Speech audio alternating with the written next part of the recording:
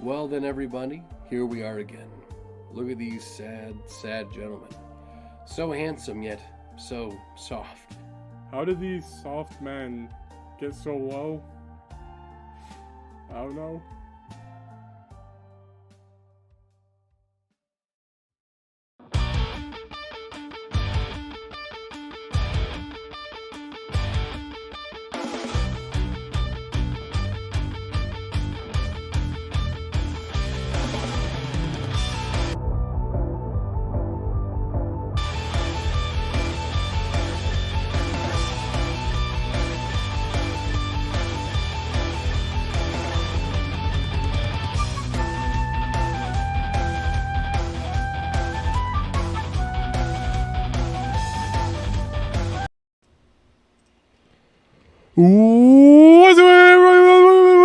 What is going on, everybody? This is Jacob. Do you know what episode this is? This is episode. This occasion is a milestone for everybody, including you, the viewer. This is the 20th episode you've watched. 20 episodes. Guys, we can't believe that literally every single person who has ever watched the show has watched all 20 episodes. The guys, I'm going to cry. This is so insane. Yeah. We're like gods. Yep. Guys, if you had to name a chapter for your life right now, Grant, what would the chapter title be right now? It would probably say player versus player. Chapter 20. Yeah, I had that question. How about you, Jacob? I had that question asked in like the 22nd chapter of my life because I'm 22. Dude, nice. I'm 23. No. I've literally one up Jacob once again. Son of a bitch. Anyway, guys. Well, quick side note. I actually do think of that sometimes though. Like whenever something like big, if it's like a big like turning point, if I'm like alone by myself, I'll literally have a thing where I'm like, next chapter, let's go. Let's go. Yeah. Kind of helps me like think about it because I'm like, oh, this is just like the next chapter in a book. Of my main, I'm the main character. I am the main. You are all side pieces. You are but a subplot. You are but a chess piece used for. All right. Welcome to the Player versus Player podcast, everybody. We do weekly podcasts here. I'm your host, Jacob, and this is the other host, Grant Elton, once again. We are recording the week of August 1, 2021. And guys, stay tuned to our main channel and our second channel. We have a clips channel because we're going to be posting more stuff there. Right now, we're not because we're lazy. Not really. We're just working. Guys, if you're thinking to yourself, boy, I sure wish that these weren't 5 hours long. Well, you're in for a treat because we have episodes that are 20 seconds long on the Clips channel, PvP Pod Clips. Go check it out. Yep. We just started up recently, so we're going to be throwing a lot more stuff on it pretty soon. Yeah. Once our work slow down. Once they slow down. Once my work slows down, I'll be able to get right into it. Dude, we'll get right into it. Dude, super easy. Yeah. But yeah, we're just throwing on stuff like TikToks, original content on there. Just many other things. If we talk about or if we review something and it's a big like thing, then that'll go over there as well. I got something in the blender right now. So Jacob, what is it? Oh. Anyway, guys, but it's very cool. PvP Pod Clips. Make sure to check that out. We also have our personal channels, but there's nothing really there. Yeah, not yet, really. Is your thing public at all? Like, if I type in Jacob Movie? Yeah, I have an AMV that has 600 views. Dude, nice. What's your most viewed video on your Club Bruno? One of the trailers got 1,700. 1,700, that's pretty good. Yeah. Do you push that one a lot or whatever? Yeah, I put that on like everything multiple times a week. I was like, watch the trailer. Then the next episode came out and it was like 300 views, and I was like, oh, all right. That's still good. 300. That was good. Yeah. That was for those of you guys that don't know. I used to have an older channel called Club Bruno back when I was but a child. If you go to the original video, I think the original one that I recorded, the original skit was it was like a German bootleg version of Ghostbusters. But there was only one actual joke throughout the whole thing. And I don't know, maybe we'll link it or something. It's still alive. You can still go to the channel and like watch things. I didn't want to like take anything down just because it's like memories or whatever. Yeah. Even if the quality is like has aged very poorly. Yeah. But the whole joke, and it's not even a joke in the original movie, is that we needed one minority like to be a part of our Ghostbuster group, but we were called the Geistbusters to avoid copyright infringement. So we just one of our friends pretended to be Jewish, and we just like threw him in a car, and I'm like, I think I remember that. Yeah. But guys, go check that out if you're very bored. Very nicely. Yeah, very epic. Jacob, you also had a channel. This is the 20th episode. We got to go over. We have to review every episode. Yeah, I have of Fweep a second Gaming channel. It's called Jacob Boovie. I wonder what happens if you just like randomly search it. Yeah.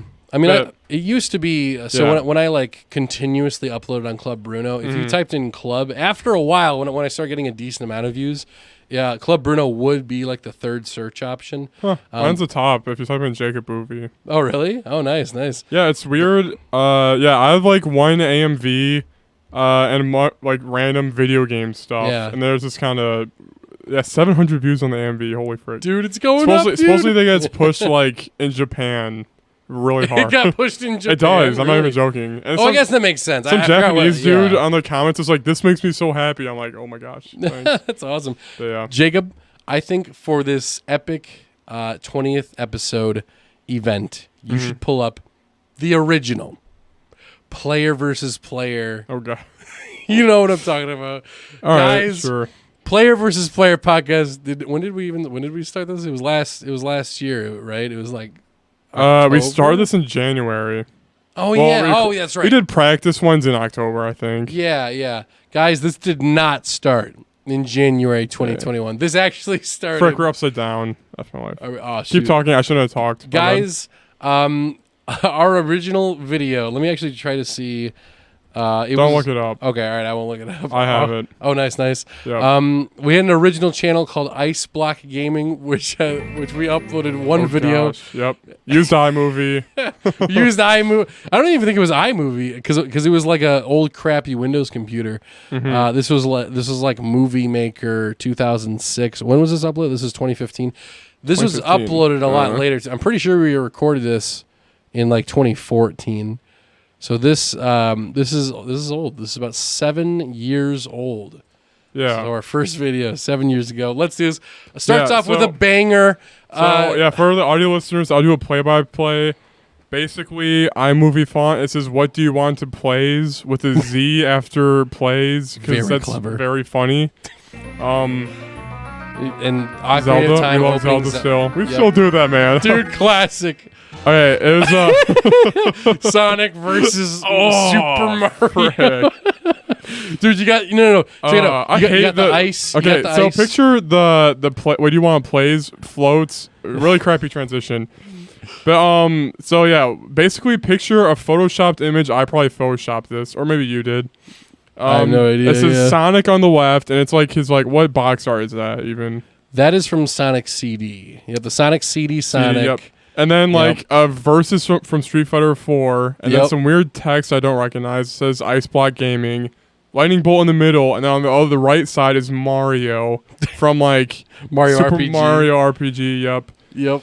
And there's ice cubes in the back, painting a masterful image in all your heads. Yep. Personally, I love. There's one dislike. The one it's probably me. I love. Personally, what I love about this is if you look... It accentuates both our personalities. A couple different things I noticed right here, looking at just the tip of the iceberg. One, Jacob, do you notice what is behind Mario and Sonic there? Ice. Ice, correct, for Ice Block Gaming. Mm-hmm. Another word I remember for talking ice. about the channel's called Ice Block Gaming. I remember question mark gaming. We're like, no, that's stupid. And then we're like, question dirt block. I don't even know. Dirt block. But notice that another word for ice is on the rocks. We have finally come full circle, baby.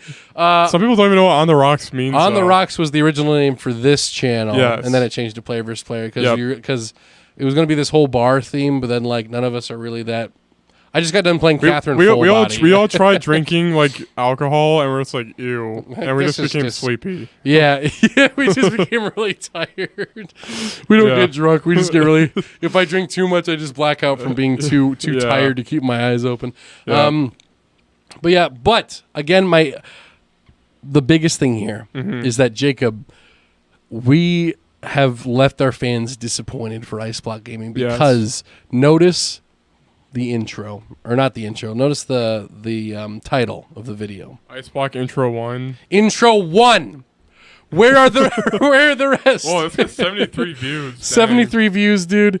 Games, Mario Bros. The description says, "We do not own these characters or music displayed in this video. Please don't sue us. We love you, Nintendo." You know us, the biggest Nintendo fans out there. All right, well, let's keep going. Yep. Oh, lighting changes suddenly. Whoa, did you hear that too? Yep. Wait. And then the. Did you hear the crackle? Yeah. I can't name it. Here it is. Oh, yeah. I think that's always happened. That was like maxed out. All right, guys, so scene 1. Wait, how old were we during this? Because it was 2015. That was 6 years ago. Yeah, 6 years ago. So, I was basically like 14. No, I was 15. I would have been like 16 years old. So, yep. All right, here we go. Okay, basically picture me. Weighing way less than I do now. Yep. And Same. Childish. Look at this child. Okay. Yo. Also, Grant coming in with the Wii remote. I was relaxing on a, I don't know, swing Coca-Cola thing. bench. Do you have those? That still? I still have that Coca-Cola bench. Okay. Dude, we should remake this No. sometime. What? It'd be so fun. Then Grant shows up with crazy hair, and then I put on glasses, I guess. To inspect. Now, the idea of this scene Yes. was to extenuate Jacob's love for the Wii remote, but because of his blurred vision, he cannot truly recognize perfection until he puts on his glasses. Now, I'm a little crazy in the back with the wig. I got a little something going. I'm clearly inspired by Splatoon, my favorite ink colors being green and purple. Yeah. And you can actually tell my shirt. Be real, what wig is that from? I think I just so when I did the Club Bruno stuff, I bought a bunch of wigs. Okay. I kind of just had them. I think this is the only time I ever used that wig. That's like a witch wig. Picture him wearing a witch wig. Yeah, and then I'm wearing a bandana for some reason. Yep. Actually, some people say I inspired Sonic's redesign with the bandana. He actually does have tape on his shoes. Okay. So, now this next part was a very smart move by the director. The cinematography was top notch for this. Can we use your mom's laptop? We did use my mom's laptop, so we didn't have a camera for this. Yeah. But we just set up my mother's laptop and just recorded us. So we just saw ourselves on like the movie recorder thing. Now, the idea with this part right here, this is the director's commentary with this, for those of you that are just listening in on it. Jacob has suddenly changed his outfit a little bit. Now he's wearing a Sonic hat. Backwards, I think. Backwards. Yeah. So he's wearing the spikes up. Now, notice how he's hitting the tree with the Wii remote. We both have game controllers. I have a Wii remote, and I'm swinging it. Grant's playing a GameCube. Picture like... No, it's technically an N64 boomerang controller. Why does that matter? No, it doesn't. I gotta give them the perfect basically, image. Grant's playing like they do in the movies when they're fake video gaming, and then I am freaking dancing, I guess. Yeah. Now... Jacob, go and rewind that real quick. No. You had one line in this entire video, the only time that Jacob speaks. That's a lie. There it is. That is a lie, though. There is technically one more line, or a couple more lines after this. But we high five, do a fist bump, bring it in, and... Why the frick? Jacob's going to eat a leaf here in a second. Yeah, we're just dancing to this music. All right, I'm rocking out. We're braised. Yep. Jacob is getting a little tired. He starts hitting a branch. The music stops. And then he successfully ate the leaf. And that, ladies and gentlemen, is the intro. And then we go into... Oh! And then it does a high pitch.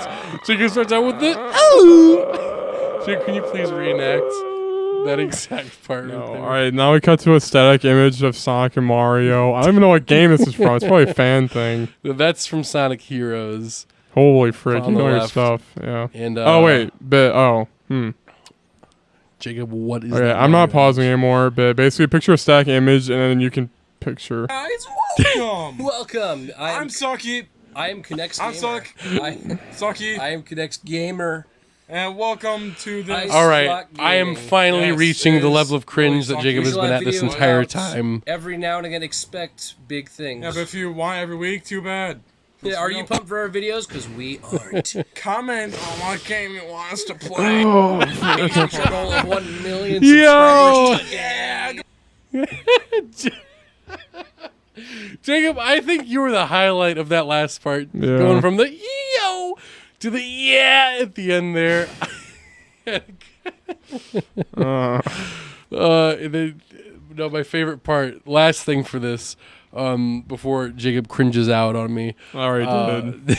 Is the you want good games? Too bad. It's my favorite. It's just I still do that, dude. dude, just because I'm imagining like who's the audience. Someone's gonna go like, oh, I do want good games. Oh, they got me. Like who would watch that and be like, yeah, yeah, dude, I need more. Yeah, what kind of 14-year-olds, 15-year-olds, 16-year-olds would watch that? Dude, me, you. I think we just made that, and then we didn't have any software to make anything, so we kind of just didn't. Yeah. And then you did your thing, and then I did my thing, because you got a gaming recorder, so you did your Fweep gaming stuff, and then I had just my phone. So well, there are a all group the of friends skits. that liked Achievement Hunter. Yep. They were like, "Oh, let's do a game." Yeah. Yeah. Sorry if that was too much for you guys out there. Yeah, guys. This is truly epic. This is very insane fricked. right now.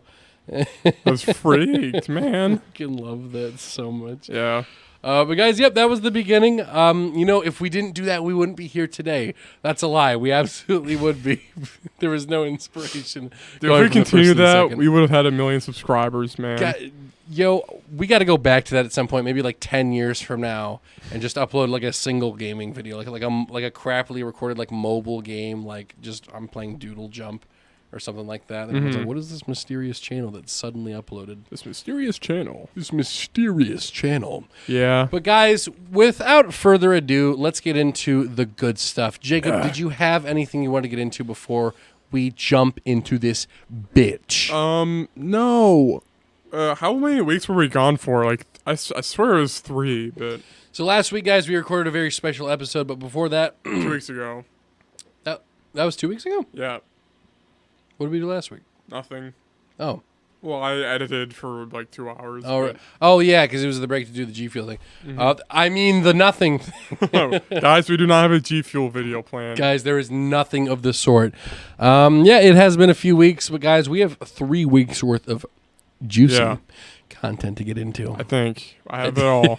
we got it all written down. I got it in my brain. Jacob's got it on digital paper. So, holy frick, yeah, this is big. All right. Yeah. So let's just go right into The news. the news, baby. Bum. No transition happened. I trust you. Guys, we do not have transitions. Oh, frick. There we go. Yo, now we got it coming.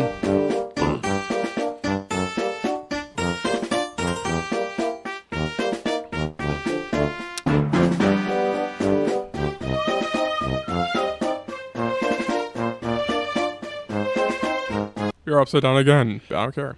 Guys, we've literally I've already done this. We already did that joke. We're in Stranger Things. Whoa. All right, guys. This is kind of insane. This is kind of. So we got a lot of news. So we'll start going through it. You know how let's it is. just do this. I mean, Jacob, I'm very excited. I know we have some funny news. Yes. How funny is this, guys? Stadia is introducing 70% revenue share for pro subscription. 70%. Jacob, take me through this. Yeah, so normally, let's see. I didn't read this article yet. I read it actually 3 weeks ago, or whenever it came out. So, basically, the Stadia store is trying to give 85% of sales revenue to developers. And like Steam and Epic Games, I wish I had the number, but theirs was like way more greedy. So Stadia's trying to get more like developers for their, Stadia, so that they can get more games on it. Now, Jacob, to what point would you be convinced? Never. To buy it? How about you? Honestly, I'm just waiting for them to put any sort of Assassin's Creed, Watch Dogs, or perhaps a Tom Clancy game on a Stadia. Do you have any news for me, Jacob? Wait, they already They're have all those. on there. Yeah, I know. Dude, literally, one thing that I've noticed just with like literally any of those freaking streaming services or whatever, it is almost always you got the Luma, you got the Stadia. What else is there? I don't even know what Luma is. Luma's Amazon. They got their own thing now. Yeah. Every time you log on to one of those stupid things, it's always Assassin's Creed. It's a million Ubisoft games. Control's usually on there. Are you into the new World at all, or no? No. No, you're not, dude. It's a new MMO, bro. Dude, it's the new world. Amazon made a new World MMO, and yeah. Dude, are you gonna try it? No, Dude, why not? because I'm playing Final Fantasy 14. If you weren't though, would you be No. interested? No, Nope. right. I heard a weird thing. People said World of Warcraft is like an MMO with the story on the side, and then Final Fantasy 14 is a story with the MMO on the side. Okay. Yeah. That was my Okay. messenger thing, guys. I'm sorry. It is okay, my friends. I But- just gave Jacob a video that I couldn't send a link to, Do you so you wanna can play that later. Oh, we'll do it later. We'll do it later. Yeah, it's later. That address is gonna be All right. Anyway, so guys, I should not pull up the Stadia Pocket link because I immediately didn't want to talk about it the moment I pulled it up. Let's get it back up there. You Now- Stadia fan. What if every single one of our player base are Stadia fans, dude? Dude. Our whole base. Guys, Samurai Showdown on Stadia. Who's playing online? Dude, Let's yo. go. All right. Persona 6 development confirmed by Atlas. Pressure to surpass Persona 5. I think I put this one in here, actually. Oh, nice. But they said they're pressured. Like, it's pretty high pressure to beat Persona 5. So I mean, what company isn't? I mean, when you create a banger. I mean, do you know? Well, this is gonna sound stupid. Yep. Bethesda's Skyrim, right? Yeah. That's okay, right? I just want to. You're like, you're right, yeah. dumbass. So I mean, obviously, when Elder Scrolls 6 comes out, everyone's gonna be like, "This better be." They have the pressure of making it Yeah. better than Skyrim, and What always trips the me next up Mass is like Effect has to be it's better. like than, Elder Scrolls is a series title, but everybody just says Skyrim because that's like Elder Scrolls. Have you played the Skyrim. new Skyrim? Oh yeah, people are gonna be really confused when it's Yeah. called like Yeah. I don't know, Table Wind. Or Should something. they just say Elder Scrolls Skyrim 2? No, I would hate that. I would actually actively not But then play the people- game if people- it was called Skyrim What if, 2. okay, what if they say Elder Scrolls Fantasia? People are gonna be like, I don't know what that is. Well, that's what I'm saying. Yeah. There are going to be so many people that are confused because they think they're all Skyrim. I thought it was all Skyrim up until I don't know, 5 years ago. Dude, by the way, do you want to play that MMO Grant? The Elder Scrolls one. Yes. My man. My man. Yeah, anyway, guys, so they are making it, guys. Yeah, Wow. so Persona 6, very cool. Dude, Grant, Only- what do you want from Persona 6? I don't know, another game. Yeah, same thing. I with mean, like, Nier, yeah. I mean, obviously, there are standard things. Like, honestly, if it was the exact same engine, but with like, I mean, obviously, make it a little bit even better looking. Yeah. Because the thing with Persona 5 is it was originally developed for the PS3 and the PS4, so they kind of had to do graphics half and half in between. Like, it still looks really good, but like, obviously, for this next one, it'll be on PS4 and PS5. So obviously, there's standard stuff like make sure the graphics look a little bit better and stuff like that. That'd be the only thing I would Also be like. make the pet mascot not annoying as piss. Yeah, F you, Teddy. Morgana. Teddy's cool, though. my boy Teddy. Actually, he was annoying the frick out of me when I was playing. But no, honestly, Atlas, literally just give me the first song. I don't need a trailer. I'm not going to watch it because I don't want to get spoiled. Don't give me any... Well, give me like one character, but don't make it the main character. Give me like one character, give me the name of the school, and one new song for me to like wait it out until Persona 6 comes out. That'll get me going for a while because I need some freaking jazz, you know? All right, guys, next one. Judgment, the Yakuza series spin-off, is ending. Jesus. Yo, it's ending. Woo! I can't believe it. Yeah, so Judgment series, Yakuza spin-off is ending over PC disagreement. Very cool. Very now, cool. Jacob, very this cool. does kind of remind me of I don't know how much you catch up on the drama of the whole. Do you remember when Spider-Man was going to be out of the MCU for like a month? Whatever that was, yeah. Right. Kind of reminds me of that because there was a whole bunch of articles that went everywhere. They were like, Spider-Man is no longer an MCU. His contract failed due to disagreement, stuff like that. I feel like this is going to be a similar thing where. Oh, I mean, maybe not. I don't know. Yeah. Where it's like, series is done. Fuck you. Because a Japanese company doesn't want PC ports because they're lost in the 200 years ago. Yeah, so Takuya Kimura, the main character, he's like the biggest star in Japan. Basically, his talent agency saw that they were putting him on PC, and they're like, well, then everybody who plays PC will own him then. And we don't want that. They were like, freaking shut down the game. We're pulling him, I don't understand that. Like what could you do? Let's say that we live in Japan. Yes. And we're waiting for the PC port. Yeah. And we have ill intent with this PC port. Yeah. We get it, and we look at each other and we smirk and go, finally. And then we take the files, we download the model. Now I have this model. What would I do? SFM porn. Right? Like, just put his face on porn? Like, Yeah, can I not that's just true. Photoshop it right there and just do it? Like, I don't understand what the perspective is. I mean, I get the... Here, we'll do a role play. I'll be a Yeah. dinosaur Japanese businessman. Yeah. Is an idol. All right, anyway. All right. All right. Enter. Hello. I would like to put my game on PC. Can I...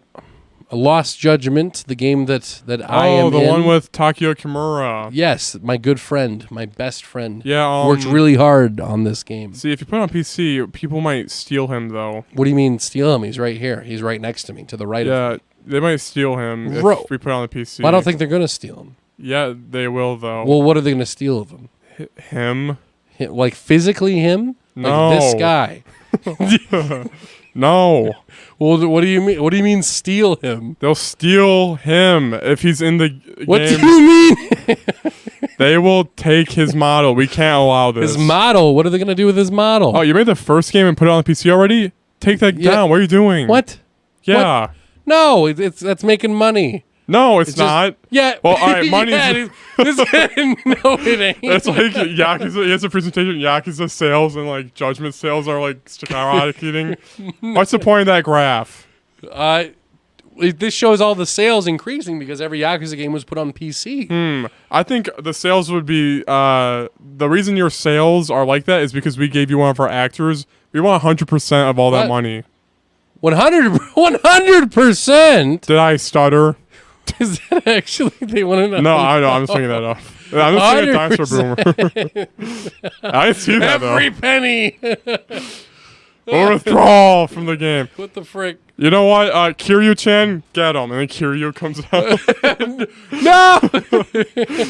Anyway. Guys, very epic business procedure. See, the idea is that you can steal human beings. Personally, I've actually been collecting human beings for quite some time. Whenever they're ported onto PC, I usually collect them, put them in a little box. So I understand where they're coming from. I put little humans in my pocket every now and then.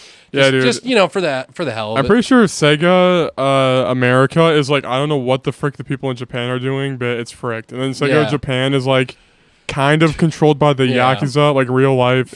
Probably. No, they actually have ties, I'm pretty sure. Oh, I'm sure. I'm sure. Yeah. Anyway. Wasn't there, during the whole, this is kind of going back a few months at this point. Yeah. Wasn't there like a big reveal during that Apple versus Epic court thing? Because Epic had to show off a bunch of like data from Xbox, Nintendo. Wasn't there stuff that was like censored because it had to do with Yakuza? Both Nintendo and Sega. Yep. Yeah. I mean, I'm not surprised. For those that don't know, Yakuza is like the mob syndicate of Japan. And it is not actually just a video game. They're the worst ones, I guess. Like they're everywhere. Like they're still like everywhere, kind of. You know.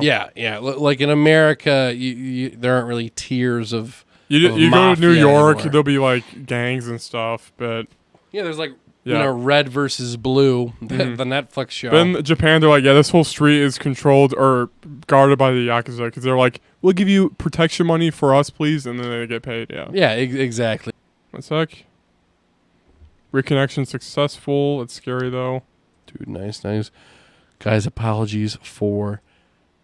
Help! Guys, we're stuck! All right. We're in OBS. We're back though. All right, cool. Nice. But all right, ladies and gentlemen, on to the next piece of news. Jacob, bring it up. Introduce me like a man getting introduced to your daughter for prom. Let's get it going. Hey, are you Grant? Yes. Yeah. Elizabeth, come here. We have the Steam Deck. Okay. Now, son. Whoa, dude. Wow. Check out all the buttons. So Steam Deck got announced by Valve. You know, our friends at Valve. They Classic hooked us Valve. up. We got it early. Just kidding. I wish I could say that. Yep. Basically, they got a new thing called a Steam Deck, and it's basically Switch is dead? Question mark. Switch is dead? Basically, this is picture the Pro Switch that everybody was wanting. This is the Pro Switch. You can play anything in four. It kind of seems like a Reddit like fan drawn version of what a Switch Pro would look like. It has 7 more buttons.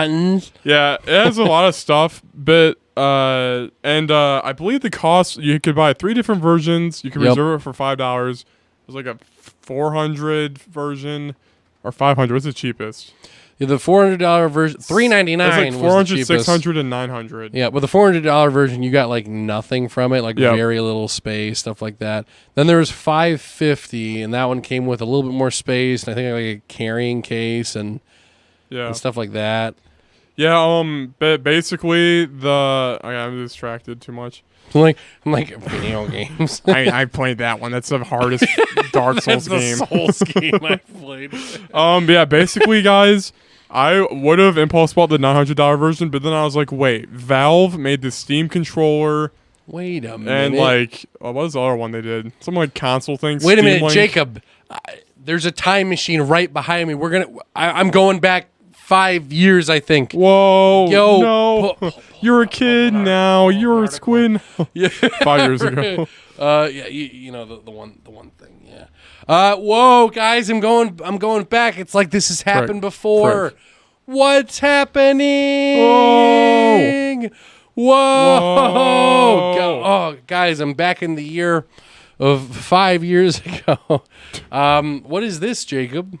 That is the Steam controller, my dude. Dude, it's like it's called the Ouya or something like that. Yeah, but Steam controller, they gave up on it. Yep. Because and they stopped supporting it. You also got the Steam Link here. They also like stopped supporting this. This was so you could like stream Steam games on your TV, which now you can do over the internet easier now. They have it so you can do it on your phone and crap. Right. And then they also have the Valve Index, which is a VR system they did that was $1,000. Yep. What's the normal price for VR sets? Oculus Quest on average nowadays is $300 to $400. Yep. So $1,000. $1,000. So yeah, guys. So the Steam Deck. So you can play Angry Birds VR for $30 more. Yeah. So the Steam Deck, they're all like, "Yo, this is like the new way to play on the go." Yeah. So here's what I would do, guys. Mm-hmm. Don't pre-order this. Wait till people get it because it's hyped to buy. You know, the crazy Switch. You know, but just wait for people to review because the controls are like, look at this. How are you gonna put your I don't know about the fingers buttons being right there. Yeah. They're so close to each other. basically picture the analog stick right next to the left of the buttons? I don't know. I kind of almost wish that. Okay, so here's what I'm assuming. So you have the two touch pads on either side, right? Yep. Like you can control the mouse. First off, I think that's kind of unnecessary. I'm assuming it's not going to be touchscreen. Probably not. Right. So like, why not just take away those, make more room for the buttons, and just make it? I don't know too much about the development of it, but it just seems like that'd be a much more comfortable option. I don't know. But I don't see the issue hate with Valve is like they're like gamers want a mouse pad on their controller. So Right. It's like, I mean, out of all the, so you know the DualSense / Dual Shock, I can't talk for the life of me. Yeah. The PS4 controller Yes. has a touchpad on it. How often do you actually use that? Never. Because you can actually use that like a lot. Never. when it comes to it. Right, you'd never use it. So how often are you going to use this mouse pad on this device? I mean the mouse pads are in the more thumb friendly area than the DualShock, but yeah. probably I not. can see maybe using like the left one and then pressing like A to enter or something Yeah, like I that. have no idea. But it's nothing like you wouldn't jump out like get Dota 2 and use like, Oh gosh. all right, here Don't we go. on the Steam Deck. Holy frick. Like, I don't Yeah. know how that'd work. Yeah, but yeah, guys, definitely don't buy this, but wait. Seriously. Yeah, like it could be really cool. It could It could be cool, but I was like, oh, when do I use my Switch off handheld? I'm like, never. So, Right, exactly. Yeah, I'll just use my $2,500 PC. Right, exactly. $2,500 PC. That was another thing too. I had already mentioned this to you earlier in the week. But the thing that bugged me was that the development team behind this made a statement where they were like, there's nothing that this thing like really can't run. And that bugs me because then, Jacob, that means how much have you spent on your PC again? $2,500. Well, they said there's nothing it can't run, but they also said like they won't play the hard core games on it because it won't be fun. Right. Yeah. But yeah, like I don't know. It's one of those things where it's like, I guess if you're gonna spend $500, if you have $500 and you're like, I really want to get into PC, then maybe this is a really good way of doing that. Yeah. I would probably prefer this over a gaming laptop. Right. Yeah. Because I mean, like my personal gaming laptop is obviously going to be a lot like faster than this one specifically. Yep. So that leads to the question: should I get this, even though I technically already have a portable device? That granted, this is a little bit more portable and it's a new and flashy. Wow. Whoa. But yeah, anyway. it is very interesting. But we shall keep you guys in the news. Their for artifact died so Steam Deck can run. right. Yeah. Yeah. All right. Next up. Here we go. I don't know what this is. Do they have a speedrunning thing on here? Wait, that sounds familiar. Actually, I don't know what this is. pull it up, bro. Was this for? I shared this and then I was gonna read it later. Speedrun. Maybe. Yeah, I don't recognize this Okay. one. Sorry, Yeah, Mitch Fowler. screw you, he Mitch. speedran, guys. All right, probably new about gaming that. news. We got a new Apex Legend called Seer. I wish I Yo! could just Google them. Let's look it up. Guys, this is very epic. I have played Apex a few times. Yep. That is Okay. what he looks like. Dude, Lil Nas X. Kinda. I wish he was. I hope he's like gay or something. That'd be cool. Yeah. But anyway, we got Is it Seer. bad to say I can see it? Is that controversial? Yeah, he's supposed to be feminine and like a dancer. Yeah, okay, cool. Yeah. I know if that was like, stereotypical. But no, it's cool though. Yeah. You think that twink isn't gay?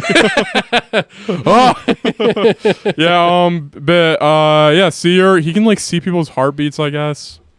You know? Dude, that'd be freaking scary. Could you imagine Yeah. that? Go walking into a hospital, all you see are a bunch of beating hearts. Yeah, you're right. Yeah. Yeah, he seems pretty cool. He's like, I see the future. So, new Apex season's like dropping August 3, which is like Tuesday this week. Nice. They got a new character, so very cool. Kanye. You excited to play him? Yeah. Or I'm just maybe not. excited to play Apex in the new season. I'm not really. Just Apex in general, yeah. Yeah, I mean, it's a new season. It's fun. So, Yo, heck yeah. yeah. Does the map ever change up too much, or is that usually kind of the same? It changes a frick ton. There's 3 Nice. different maps. Oh, yeah. Yeah. Okay. Yep. I would jump into it to play at least 2 more rounds. Yeah. Oh, man, I also didn't read this one, guys. But But this Okay. is a big one. this is hard. Okay, do you guys remember the game Skull&Bones? Skull and Bones. Yes. No. Do you remember some E3 or PlayStation Direct thing? They had like, this is like Sea of Thieves but more real, and there's like a pirate ship. Wait, yeah. All right, introducing Ubisoft Skull&Bones, which started development in 2013, and it is in development hell. Yeah, it was a hands-on Oh, I thought demo it at was gonna be so E3 different. 2017. Oh, man. But yeah, it's disappeared, and then the game, yeah, like a former developer, a lot of stuff still doesn't make sense. Just polishing it at this point would be a waste of time. Ooh, even polishing it would be a It was waste supposed to of launch time. in 2018. Jeez. Yeah. Is that an actual picture above of what it's supposed to be? Yeah, it's supposed to be like Sea of Thieves, but real. Right. Yeah. Yeah. What would it do So different, Ubisoft is though? dying. Yeah. Ubisoft is going bankrupt, guys. Yeah. It's cost Ubisoft more than $120 million. Good Lord. Yeah. Actually, maybe that's not a lot. I don't know how much they normally put Yeah, in I think it's supposed to... See, this kind of looks like Assassin's Creed. I think it was like an expansion I think at it's just first. an image from Black Flag. I don't know. Yeah, maybe. What if they've just been expanding that this whole time and they were like, oh, the generations keep moving, stop. Mm-hmm. I mean, is this something that you would jump on? Would you ditch? Is it the Sea No, of Thieves I'm killer? not going to play this game. The reason I have this in because I'm like, wow, 8 years of development. Yeah. It's a development hell. It's Yeah. funny. Well, would you? No. Stop. The main question of every cargo, Jacob, are you playing that game? You know, Is this okay, finally all right, picture a Cyberpunk the Final Fantasy 27 killer? Is this the MMO you play? All right, would you have done a Cyberpunk 2077 multiplayer? If it's multiplayer, we could jump in and play with the glitches. Would we have done that? Like, No. It's okay. Yeah. So I'm saying with this, I won't play it. Yeah. That just have you ever actually? I think I've asked this before. Have you ever actually beaten an Assassin's Creed game? No, I never played one. Oh, you never even touched They're one. poopy. Well, some of the new ones are like, however, I don't know. Apparently, they're okay or whatever. I gotta stretch all of a sudden. But that's your thing. People like it. Yeah. Also, a quick Steam link, Steam Deck update. They are replacing Big Picture mode with the new like interface. Oh, So- okay, cool, Big Picture mode on your PC is gonna look different from now on. nice. Also, we're just going through this really quick because I just have articles here. Yep. New World, the Amazon MMO, was bricking RTX 3090 graphic cards. Now, Jacob, I'm not familiar with. Yeah. How excited are you now? Guys, I loaded up right away. My computer died, and I spent a ton of money on my new graphics card. Yeah. Yeah, I spent $3,000 on a graphics card. Now it took a shit on me. Yeah. I did not buy warranty. So, guys, this article was released like a week ago. Guys, don't load New World. Guys, no, they probably patched it. I Wait, think, guys, if you're currently playing New World while you're watching this, stop. Well, actually, don't stop because I think it's on the main menu. It will brick. Everywhere else is fine, but the main menu for some reason. What the frick? So what? Yeah. Like, what'll it look like? It'll just turn on and it'll be like, I don't know. it stopped responding. I don't know. Yeah. It would brick your graphics, I guess. Nice. Anyway, that was that update, guys. Now we're like, I don't even know where we are. All right, guys, this is insane. You gotta be kidding me. Did you put this in or did I put this in? DC's Injustice sets cast for animated movie. Was this you or me? Jacob is such a big DC fan. He constantly talks about his favorite hero, Superman. Jacob, go ahead and tell me about your favorite things about Superman. I just really like how he's an alien and his parents sent him in a ship away and it's very tragic. And then Lex Luthor is a human fighting Superman. What if Superman was evil? That would be insane. Guys, we're here to pitch DC a very new concept. Wait for it. Evil. Superman. Dude. Never seen it before. Never been in a video game, a TV show, an animated TV show, an action movie, or anything like that. It's supposed to be like Injustice Gods Among. Oh yeah, that's because this is Injustice. So that's a fighting game. Yeah. Will the Teenage Mutant Ninja Turtles show up? That's a question. That is a fair point. Actually, I might have put this in either for I one don't of remember. two I might reasons. have done it, yeah. I know that. Okay, no, I did put this in. I see the thing below. NetherRealm Studios that made Injustice is now making a Marvel fighting game. Oh, they're doing a Marvel one now. Yep. Okay. The contract with DC ended, so they went to Marvel, and they're like, all right, we're doing this now. Dang. And apparently... Dude, Marvel versus Capcom is dead. Yeah, they're done. Yeah. Apparently, it will... what Injustice did was it kept it T. According to the article I read, the Marvel one will be an M. Interesting. rating. Isn't DC more darker than Marvel though? Which is the Like gory? weird thing. Like, or also they have like Deadpool in it. I don't know. But Oh yeah, maybe it'll be more X-Men focused, but yeah. They said that they were starting with certain. It's not based off of MCU stuff, but a lot of MCU characters will be in it, including X-Men, which the recent Marvel vs. Capcom did not do because they weren't allowed to put in X-Men, Cyclops, Magneto. And I don't know how much you remember from the development of MVC Infinite. Yep. But people were really mad. Because when asked why the X-Men weren't in it, the developers responded by saying, it's just a bunch of codes and numbers. Magneto is just Nova now.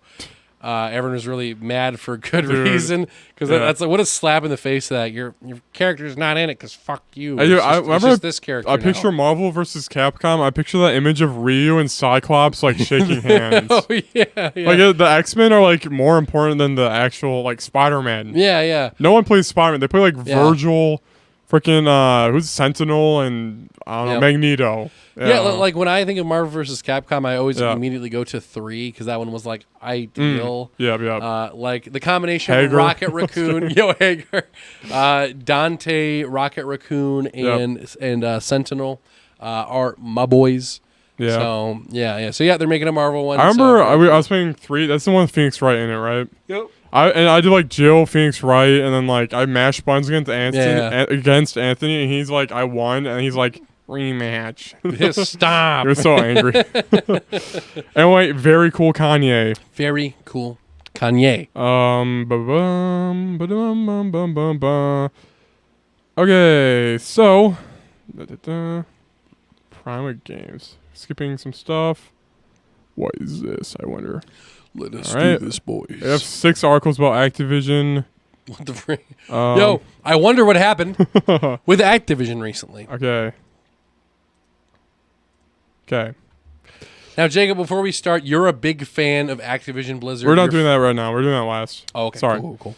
Anyway, Ubisoft workers demand company accountability in open letter. So Activision, as Grant mentioned, is kind of under fire right now. Yep. Ubisoft is also known for being pieces of crap. Yep. So they are also kind of being Ubisoft workers are like basically Activision inspired this. So nothing much to add.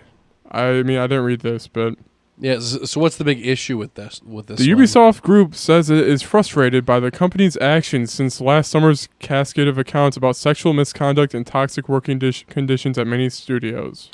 See, my big thing for a lot of these studios that have recently been under fire is like who's in charge? Who checks in on these people? I mean, the Activision one, a bit of a spoiler for what we're going into next.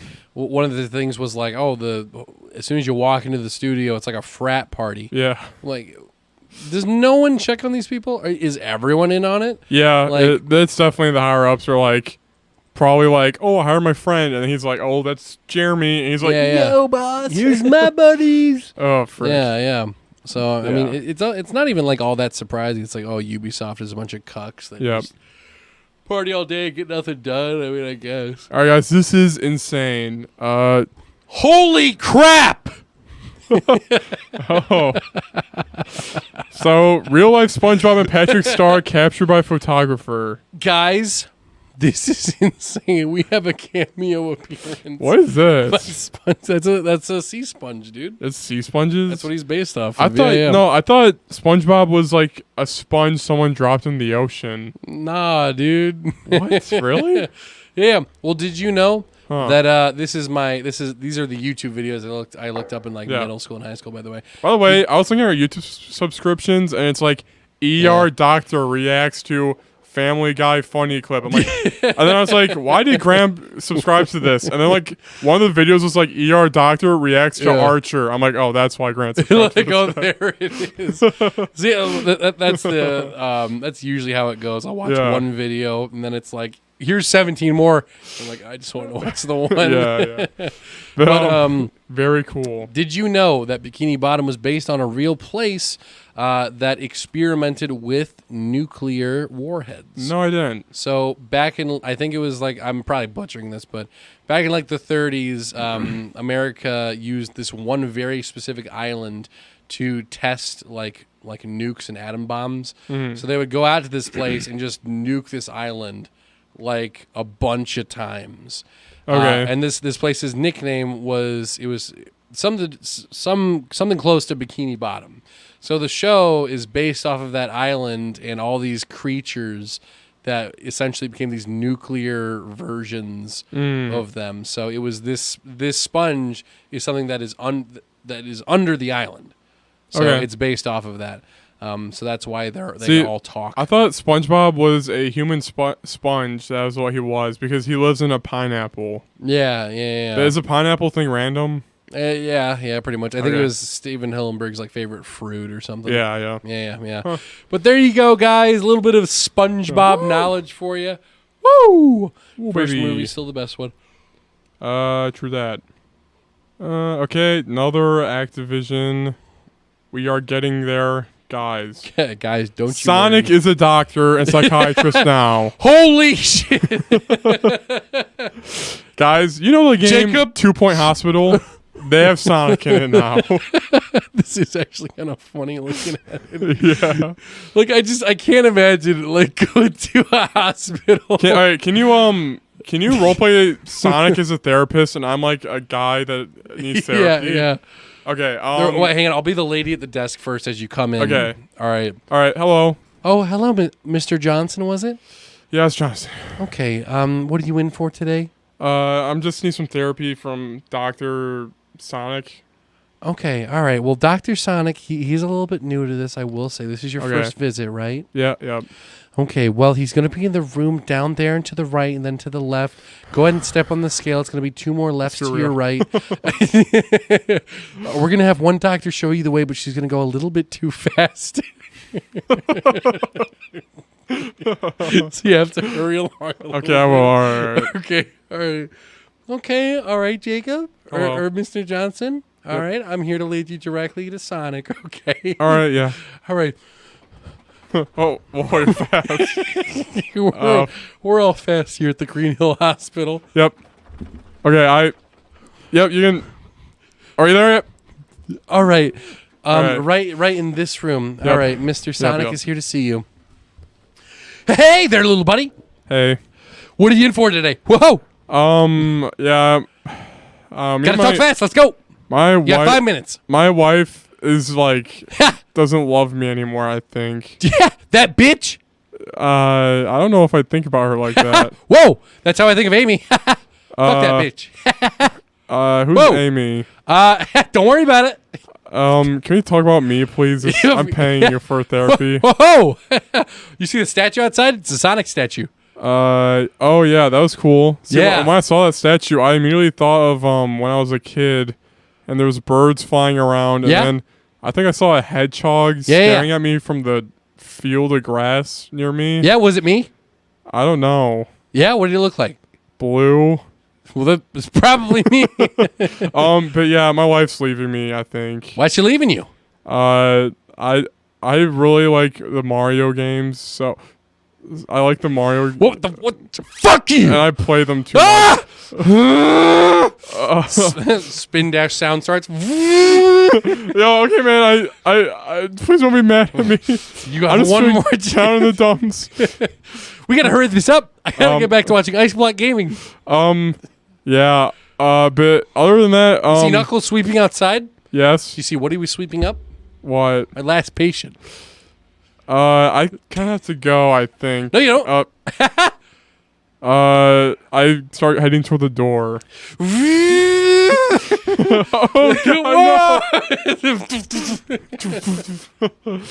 Yeah. Oh, Mr. Sonic, where did the patient go? Don't worry about it, bitch. Anyway, that's depressing. Acting like a depressed person sucks. I don't know. There's just something. Yeah, Sonic's literally your therapist. Well, that's what you got from. I didn't see that. The Knuckles sweeping. I kind of want to get this now, just for that. I opened up your Steam and then it had 2 Point Hospital like immediately on there. I was debating it because I was like, you know what, should I do it just for the Sonic stuff? Yeah. Because I just feel like it'd be really funny. I don't know how serious it gets, but I love it if like a patient was dying and then Sonic walks into the room, then just walks out. All right, guys. Next up, we got a new character. It is a new Guilty Gear Strive character. Gold Lewis Dickinson, Anthony's main character, dude. I don't care. You're like, fuck. Guys, Grant has a friend named Anthony. He really loves fighting games, and he loves this guy, I guess. Yeah. Oh, that's loud. Ow. I'm sorry. Here we go. I like the pain. All right, do that. Game music. Anyway, guys. Oh gosh, we're not doing that. It's like his move exclamation. Nice, nice. Lewis Dickinson. Where my heart is blazing. Intro. Oh, frick. All right, well, we will watch his intro, guys. Basically, he's an alien. He's an American government agent who's like the Secretary of State, and he has an alien in his coffin. I love seeing Japanese renditions of what like Americans look like. Yeah. There's his alien. What the frick? It's pretty cool. Yeah, like what a cool idea. Also the theme. Like, Always knew doppelgangers existed. okay, I love the voice. Says you. I'm adding you to my collection. Okay, I quite like that. And then here is his windscreen, okay? Ready? Yeah, Yes, hello? Take me to the land of your yeah. Yo. I didn't order pizza. Well, it's just about mealtime anyway. Yeah, it's like, why do they run away so fast? Yeah. It's like the alien calls him and abducts the person you attack. Yeah. Dude, But, some yeah. of these characters are just so clever. I love it. Yeah, so that's pretty cool. He came out already, and he's pretty fun. I haven't actually played him at all because I've been away, but yeah, pretty Nice, cool. nice. He has like a weird mechanic where like there's like 6 semicircles you can do, and then it's just like moves his coffin in different areas. It's kind of is it like Sheik's little maybe like the little chain where you can kind of like move it? Sheik. You know, Sheik and Smash the. I'm thinking of like Trevor Belmont, like Yeah, like that. like Yeah, where you can just stop moving, and go. No, it's like if you go back to forward, then it's underhit. If you go back to up, then it's an overhit. Oh, yeah, I it's like see, that. I see, Or dude, like nice. it's an uppercut. It like follows your move. Anyway. Yeah. Very That was cool, that. very cool, Guilty Gear guys. slapping, and I really like his gimmick. Anyway, Sport the next game, we good game. have this. Ubisoft is shutting down Tom Clancy's Elite Squad after just a year. No! So My Grant- mobile game streak is ruined! So Grant, you were probably wondering why. Oh, that's loud. Why? Why I'm bringing up this game randomly when I never even brought it up? Is All it right. shutting down for a controversial reason? No, well, Okay. it probably wasn't popular. But they took the Rainbow Six Siege characters and then that 3 glow-eye green guy. Yeah. And they were all... Basically, this game came out when the Black Lives Matter protests were happening. Yeah. And, like, the villains of the story was, like, literally a fist that was black raised toward the sky. Wait, that sounds really familiar. showed you that. Yeah. I remember. So it was watching that. very bad politically at the moment. And then they're like... Yo, I'm a drug cartel member. We have to team up to fight this government. And it was just bad. And then, like, Kavera, a Rainbow Six Siege operator, was teaming up with, like, her mortal enemy drug cartel people. Yeah. It was so not... It was like, really stupid.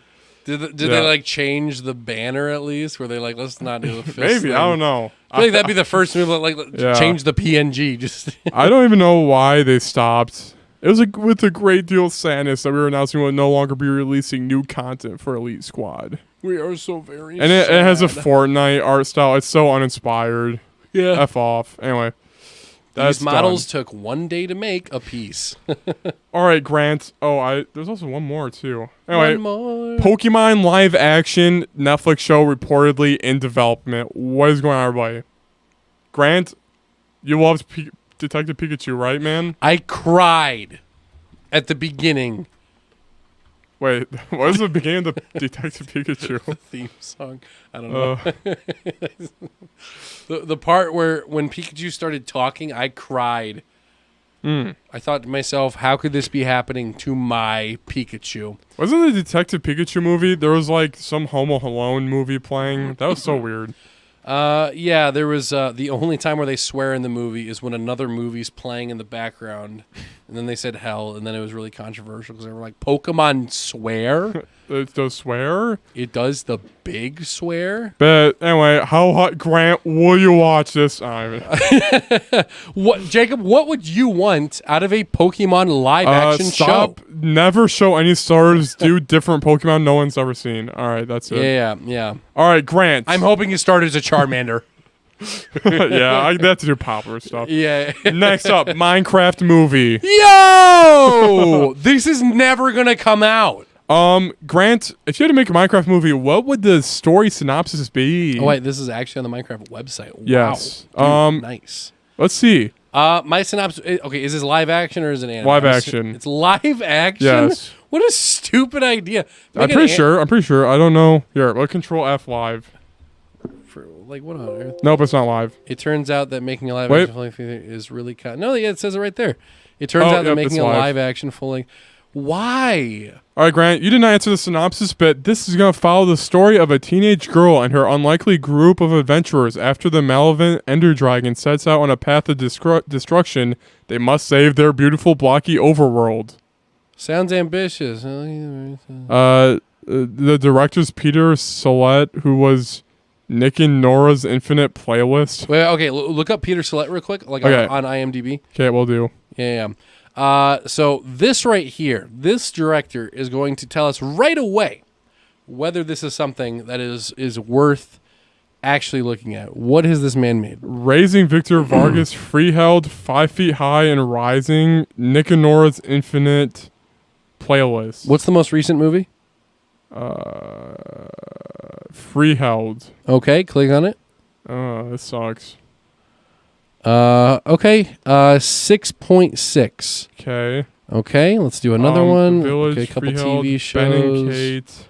Okay, I've never Holy heard frick, of he's any of these. nothing. What the Gee. frick? So Evil? 7.7, average at best. Okay. Okay. All right. Anyway. What I get from this is that his stuff, on average, is average. Yeah. Now, when you add to that mix of average, Minecraft. Yeah, you're right. You're right. This is going to be garbage. I feel like this is going to be made for kids and they're going to be like, Creeper! And look out! Creeper!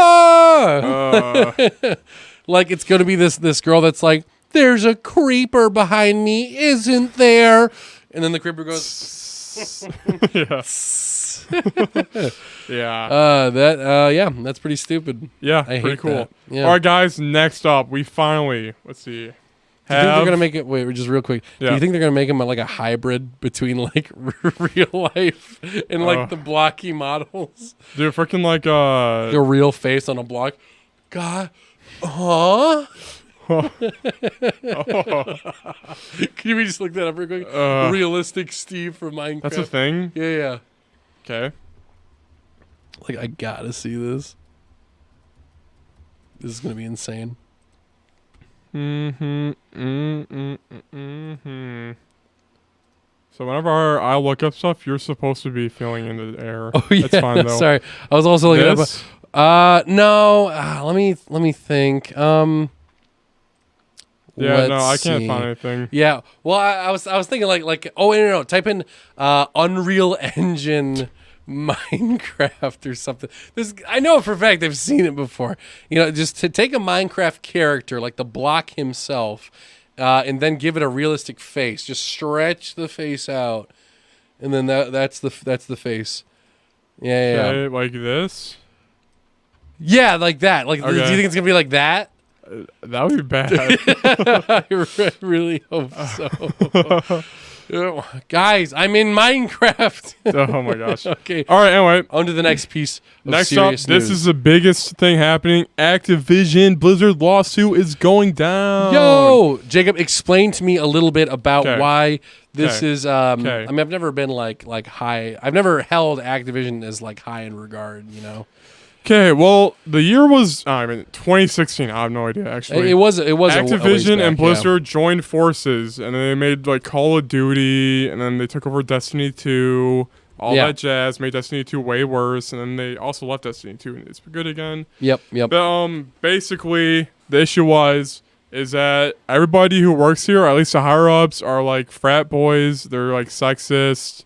Yep. And it's bad. Now, Jacob, how much did this shock you when you first saw this? What It was your doesn't. initial reaction? Just like, oh, okay. Oh, it doesn't, because I'm like, yeah, Activision sucks. Like, they had that one thing with controversy 2 years ago when BlizzCon happened, and then they the Chinese government. They were supporting the Chinese government. Oh, that's right. When there was like the Yep. protests or Yep, whatever. yep. Yeah. Like, some Hearthstone player or Overwatch player was like, they were basically like, yeah, guys, keep protesting. I'm paraphrasing. He's like, yeah, I'm in favor for the protests in China happening, and then they like kicked him from and didn't pay him. Oh, at all. jeez. Yeah. And then the announcers were like covering their faces because they didn't want to be associated with that guy because they would also get Really? fired by China. Yeah. Yo, what the freak? So I knew Blizzard was kind of scummy. Yeah.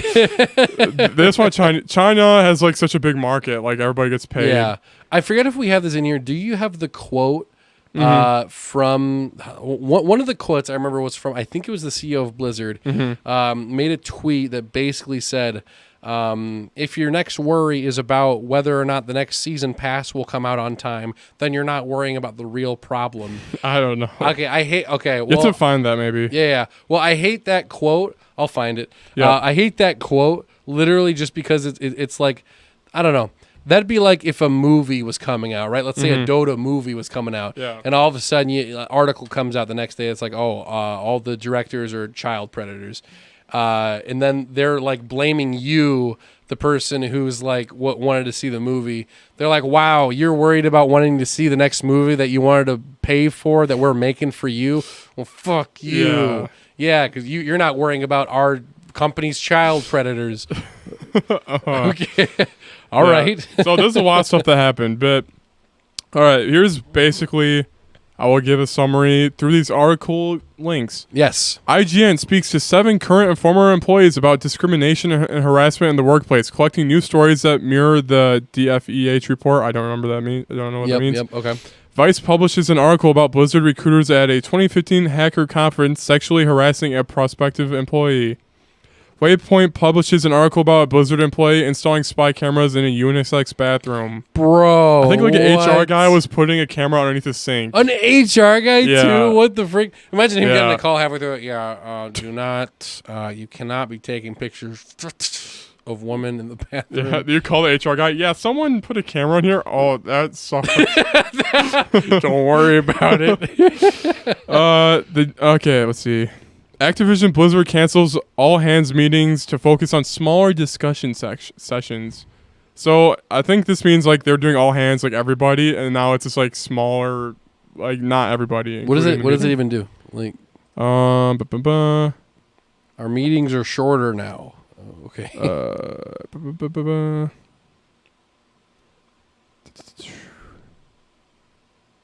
Another meeting was supposed to be scheduled for Tuesday to include all of the company's staff, but according to our source, is canceled. So yeah, they're not doing meetings with the entire everybody. Oh, okay. Huh?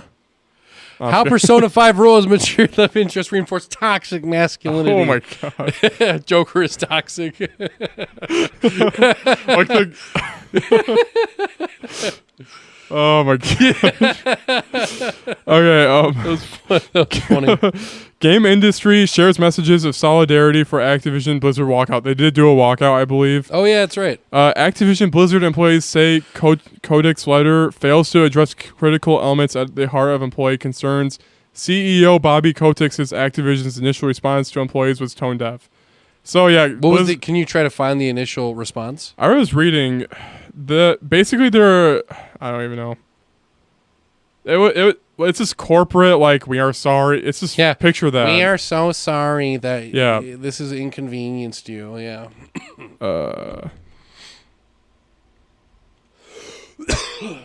Gives you type. Woo. Yeah, you want me to read all this, dude? This freaking document. Jeez. I thought this was gonna be like a tweet. I don't know. We will. This is corporate crap. We will continue to investigate each and every claim and will not hesitate to take decisive action. We will decide to do something. Yeah. Maybe. So Blizzard is pretty on fire, but I want to show you this one video from 2010 Okay. at like a BlizzCon panel, and it was like all the higher ups, like that do World of Warcraft, all that stuff. But let's check this out, guys. Why did I click Ariana Grande? What the frick? I can't. You get full screen. Okay, there we go. Okay. Okay, ready, guys? Let's Hopefully do everybody it. can hear it. You've guys done with Little Prince. I love the fact that you have a lot of very strong female characters.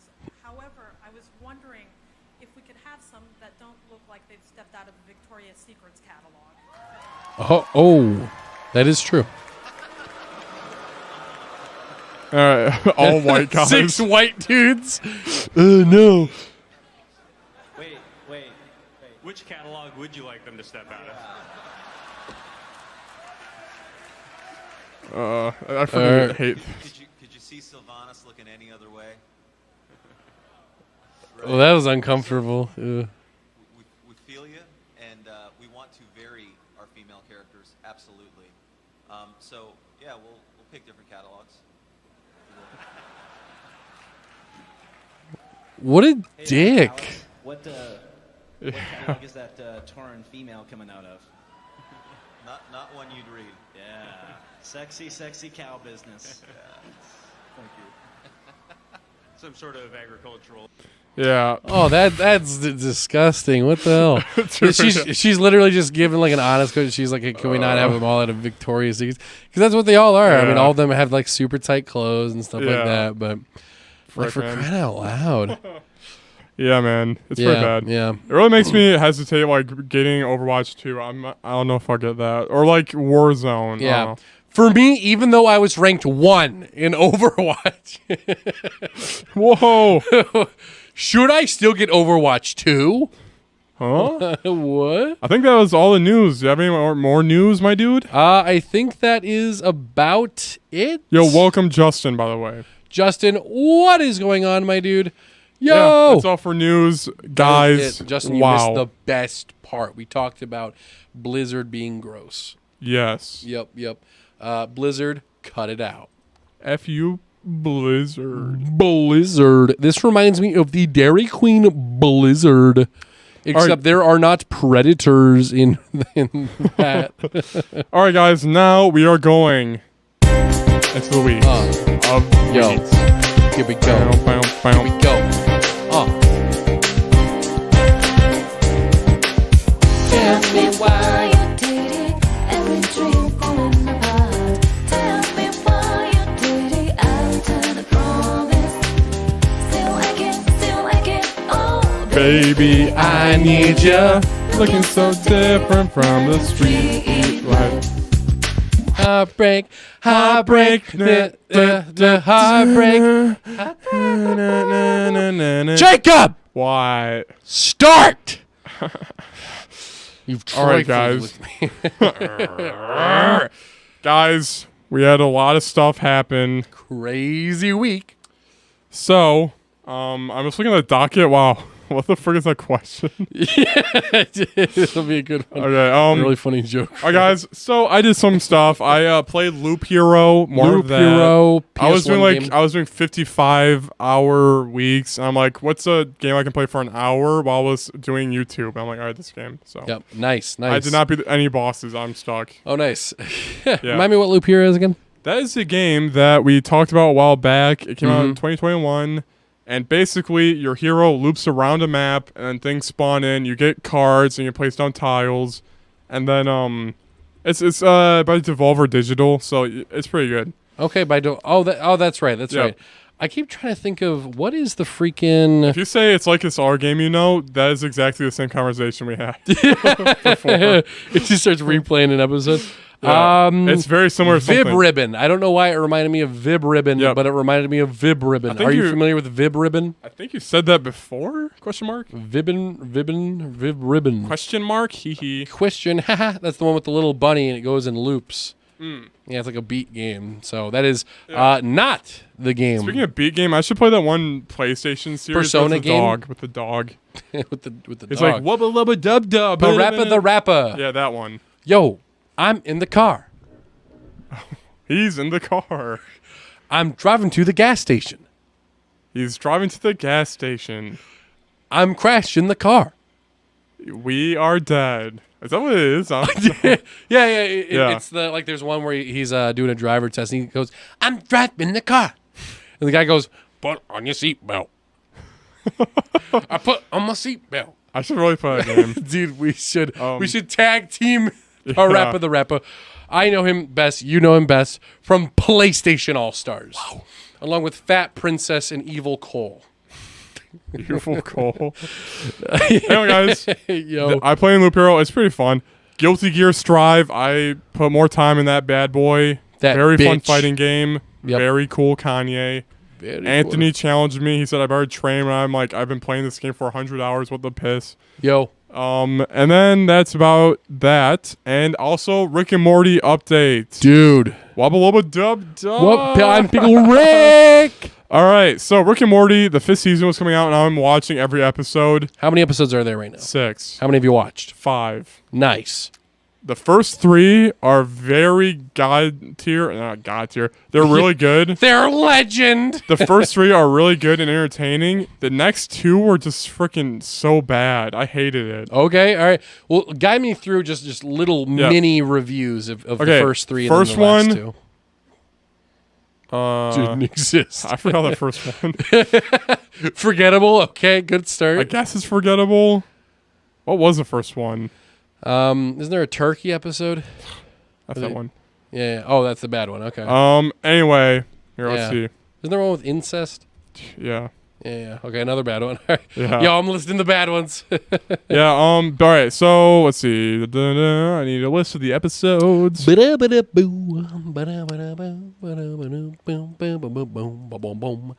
giving you that. Oh, the elevator first one music. wasn't even that good. Okay. All right. So the first one was like, the new kid in school showed up, and then they did an adventure with his ship, I think. Okay. Oh yeah. Or, I'm getting my brain. I forget. Yeah. Actually, there was only really one good episode, and there was one where like it's about. You should probably watch it because it's really good. Yeah. It's like Rick. All right, there's like decoy families, and they just get like nuked by these aliens, and then they're like, the decoy family just got attacked. We need to start packing, and then they get attacked, and then it's like, oh, our other decoy family. It's another like family. Oh, like our decoy family just got attacked, and then that's basically the whole thing. And then it's like the decoy families, Rick's family, realizing that there's other decoy families and that they're decoys. And they just start a whole war between all the families. Okay. Like the squid people are actually just Rick and Morty and stuff. Right. So it's like chaotic as piss, and it's kind of, the sci-fi fun you want to see. Yeah. And at the end, like, the real family, you can tell because it has like, whatever, it's the real family. They're like driving home, they're like, wow, our decoy families are fighting. Yeah. Nice. But then like, and then there was like this one superhero one that was pretty good. And then like, it just became really crappy, like action-packed, not funny at all, like stupid crap. I think I can perfectly describe, based off of my past opinions and what your current opinion is, what makes it for a good Rick and Morty episode and what makes for the bad ones. I think the perfect ones, my 2 favorite episodes from what I can recall. My favorite feels episode was the one where Rick sits on some dude's toilet. Yeah, that's pretty good. Because it's like the only guy that he'd ever consider a friend was this dude that he was like terrorizing. Yeah. Like, I don't know, there was just something about it. And then when he finds out that the guy died and there was nothing he could do about it, it just felt like really it was like good character development, because I was like, oh, it shows his personality on the outside, then it's personality on the inside by the end of it. My favorite, like, and then the end of the episode when it's like, haha, you're the king of shit, haha. Yeah. And he's just like sad on the toilet. Like, okay. Yeah. But my absolute favorite episode for like, I will always find this funny, was the only one that I genuinely quote, that I think I did a couple days ago too, where it's the "you son of a bitch." I'm in. Yeah. That was a whole. Do you remember that was a whole episode? Yep. Yeah, it was like every single thing was just because they kept talking about like, oh, this is just that one part in the spy movie. This is the one part in the road trip movie where they just keep doing like, "you son of a bitch." I'm in. I don't know why I found that so funny, but it's just like the perfect joke that it doesn't overstay its welcome, but they do different things with it. Yeah, because the whole thing is like, here's the big twist. That wasn't the big twist. This is the big twist. Like those are like actual lines that they say. Yeah, it's just done like really well. Yeah. So I think what makes a good Rick and Morty episode are the ones. Well, let me start with what makes a bad one. The bad ones. The bad one is are the continuity ones. Or what do you mean? The ones that have some huge part of like action, plot, adventure, the ones that try to progress the story to like a greater amount. Like, I don't know. I just remember getting into certain episodes that were just like trying to push the story along and just not being as into those ones. I'd have to rewatch some of it, but I don't know. Like my main point is that a lot of the side episodes, like the "You Son of a Bitch" and like the toilet one, and just in like the episodes where it's like the commercials, you know, those ones, the ones they do every season. Those ones I think are the best ones, just because they're like one-offs and they can do whatever they want. But when they try to do like the weird continuity thing with it, and it's like, oh, in this episode, this is when Birdman returns, and I'm like, I don't know, I just care as much. That's my opinion anyway. I see you disagree. I think the story ones I'm fine with. I just don't like. I don't think they're bad, but I think they're weaker. Like the recent 2 was like it put other characters in the spotlight. I think Rick and Morty are like the heart of the show. Yeah. And when it goes on the president for 10 minutes, it sucks so much balls. Oh yeah. Like the most recent one was like they turned into turkeys to get approved by the president, and the president turned into a turkey, and the turkeys went back, and then they're like, oh, the turkey's running the whatever. But the whole point of it was that, like, it was, like, trying to be, like, the Pickle Rick episode. But then, like, haha, funny. Yo, Rick, Turkey Rick. And then, like, Rick and Morty never have any, like, chemistry at all. They just never talk to each other. They're just like, oh, the president. Oh, so it's just the president talking to them. They just kind of stand there and then quietly. The president's like, I'm going to get high, funny. Because being high is funny. Yeah. And then, like, it's just, like, has zero heart. You don't give a frick. When the good episodes are like when Rick is like, Morty, turn into a car, and he's like, what right. It's like random, like what the frick? Yeah. Or it's like that one where Rick made a civilization in his car battery to get energy. Yeah, that's another good And then episode, they go inside, and it's like a mind frick. But then like the new ones are like, oh, Morty jacked off, and then his sperm is taking control of the world. It's like, I don't care. So what was the incest one? I remember that one. Yeah. Oh, that was what that was. So what was the controversial part? That was like, they used Morty like jacked off, and then in a horse machine, and then Rick used horse semen to do some experiment. And he's like, this is horse semen, right? And then Morty's like, yeah, haha.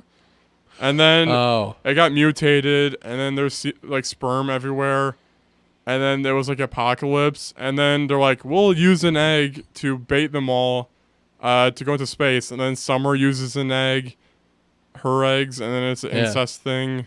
So and they're like, oh my gosh, incest baby, Right. And there's like horrible B plots that are just like, don't care. Yeah. They're just horrible. Like Rick bangs a horse chick, and then there's a feminist jokes a lot in it. It's like, it sucks. Right. Yeah. I guess that's kind of an extension for it, like the B plots and. It's just like crappy. The other characters suck. They need to stop including them. I don't think they're really funny. Yeah. I feel like they focus way too much on the stuff that doesn't make the show all that great. Well, no, they're like, Pickle Rick is our best episode. How can we do it? Oh, it's another Pickle Rick. Make them Rick. Fight them as turkeys. That'll be funny from an outside view of like watching the TV show, never seeing an episode. I don't know. But Pickle Rick, the whole point was he turned into a pickle to avoid therapy. Right. So there's a point to it. That was a good episode. But then other than the turkey stuff, there's like no reason that the characters are doing it. I don't know. Poster episodes. That's the word that I was thinking.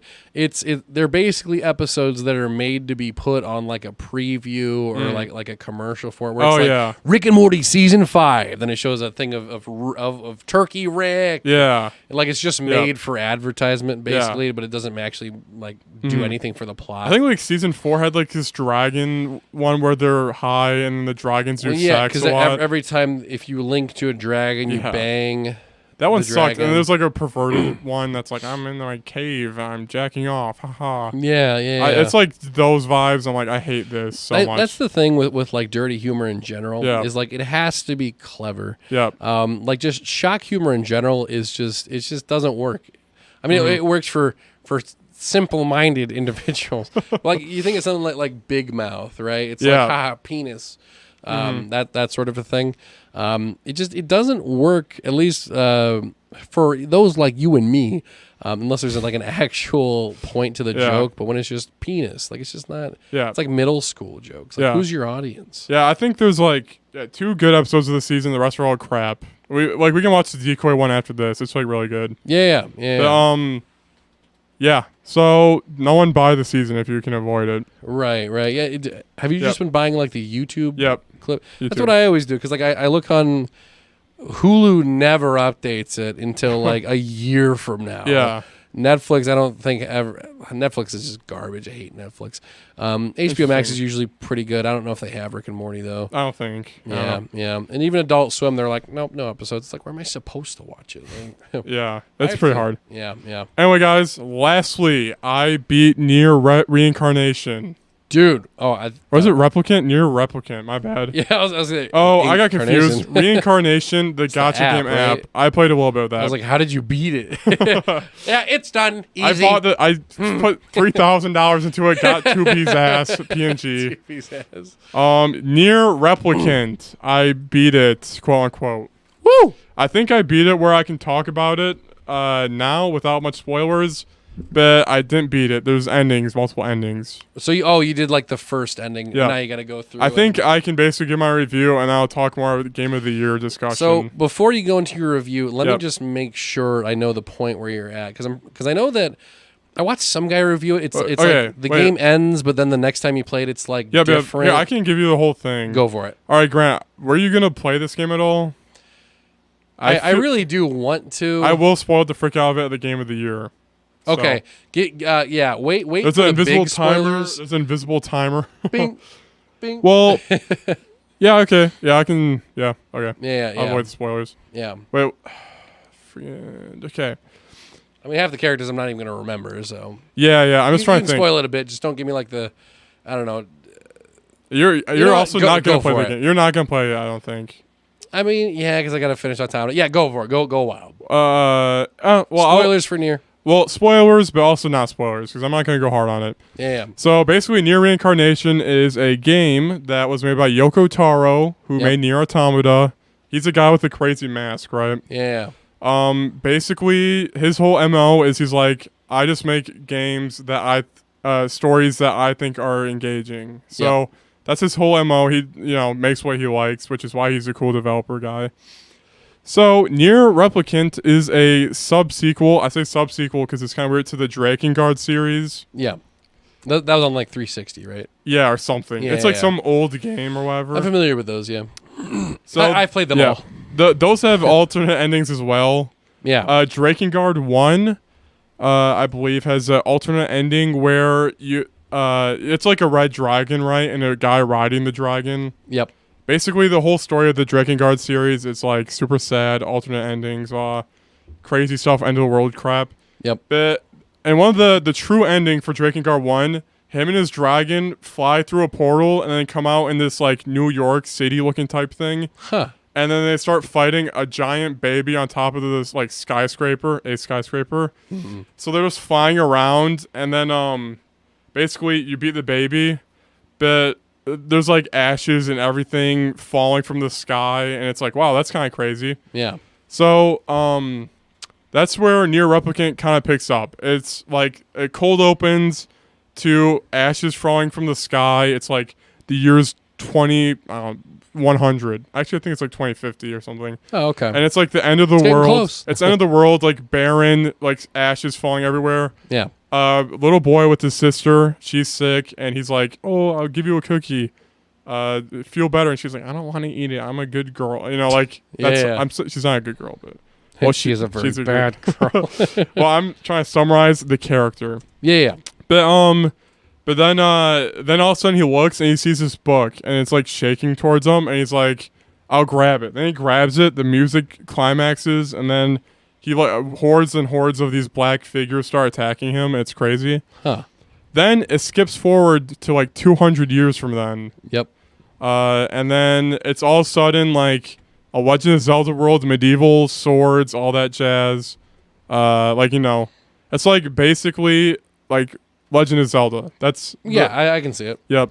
That's the basic synopsis. So you play as like young Nier, or whatever you name your main character, and you're basically trying to find a cure for your sister who's also sick. Okay. It is the same people as the intro, but it's 200 years later. So it's like, this is a weird reincarnation thing going on. I don't know. Reincarnation. Whoa, near reincarnation. Yeah. Play the gacha game and put a lot of money in it. Now available. So, basically, it's very Legend of Zelda, like Happy Town. Well, it's not really happy, but it's like, oh yeah, we're nice, and we'll do a side quest for you. This is where I got burnt out on side quests because I was doing every single one I ran across, and a lot of them were just fetch quests.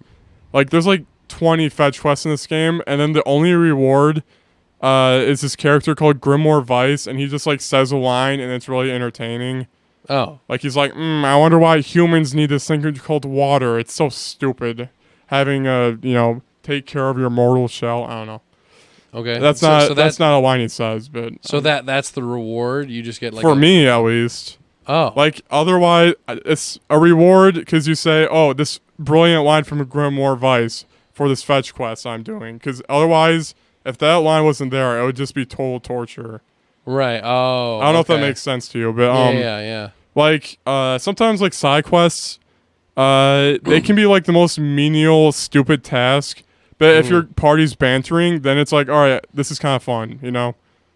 Oh, I see. Yeah. Okay. So like in Yakuza, when you have to help deliver a pizza for some pizza man, and then like the retired cop is like talking and they're just like joking around. Yeah. Then it's like, oh yeah, this is great. It's fun. I don't care if it's what makes it interesting. I have to deliver these pizzas, but I mean, it's fun to see the characters interact. Yeah. That's the same feeling you get from Grimoire Vice. It's like, all right, cool, we got a cool line, and then I have to run across this for 10 minutes, but it's one line, so it's like, please. Lines. Yeah. That's what I'm kind of going off of. Yeah, so so when you're young, Nier introduces the worlds and characters, and you've learned the map and all that stuff. It's kind of slow and happy, you know. Yeah. It's pretty slow start, but then all of a sudden the climax happens, and then something crazy happens to the main character and his team, and it's like insane. Okay. Basically, you were in a happy world, and then think of what would happen to not make it so happy anymore. So then it was like 5 years later, there's a time skip. Yeah. So this is where I vibed with the game because the side quests became way more better. At the time skip, you're like, a buff man. He's like, I'm my sister. And his like health is better. He runs faster. At least that's why I think. Maybe I'm like freaking, I don't know, tricking myself. But yeah. So basically, after the time skip, the shades, which are the creatures, they're everywhere. Everyone's dying from a plague, and it's like, yeah, humanity doesn't have much longer in it, and it's like, holy frick. Dang, super more depressing, you know. Yeah. The quest when you're an adult is way better because there's like mini bosses and like stories that are cool, and actually better banner because you have 4 party members instead of 1 now. More lines. Yeah, more, and it's way better. Let's see. I got to the credits, and it does make sense why it is called Replicant and stuff. Because there are replicas. Yes. Dude, I knew it! Yo! You son of a bitch. I could go into the main spoilers, but I'll avoid it. Just give me your main like review of everything from... Okay, let's do gameplay, side quests... No, I'm going through it still. Okay, cool. So yeah, and then after time skip, I really appreciate the characters because they all go through like traumatizing things. Like one guy's power goes off and then kills like 1,000 people, and they're like, "You can't control it, man. It's fine." And then other games they'd be like, "I'm not working with you anymore." Okay, like I don't know why, but as soon as you said his power goes off, I just imagined he was sitting in his house and his power went down and it killed 60 people. I was like, yeah, no. Oh, his power. Yeah, but the theme of the game is like the main party doesn't abandon each other, and they pull each other out of despair. This game's pretty depressing. It's like, well, it's also like existential, but also hopeful. So, yeah. The music enhances the moments a lot because like even if you don't know a character for that long, the music just like shows how they're feeling and adds to the moment. It's really good. It's like top tier music. I think it's better than Automata. Cool. And then, yeah, that's about it. There's Nice. multiple endings. I got the first one, and yeah. Do you feel as satisfied as you thought you would before you got the game? Not yet, but I got the first ending, which is like the basic one. And now you're still going through it. Yep. Okay. So no final score for it just yet because you haven't ended the Yeah. experience. Also, I don't really score my games, so. Yeah. Well, just in Yeah. terms of if you liked it or not. That's Yeah, I really the like thing, it. so. It's pretty fun. I think it's very refreshing to play. I was playing it. I'm like, this is basically just Legend of Zelda, but for adults. So Yeah. yeah, Do you think it is going to be a top contender for Game of the Year? probably. Yeah, Nice. at least for story, at least because it's like, Oh, yeah. very good story.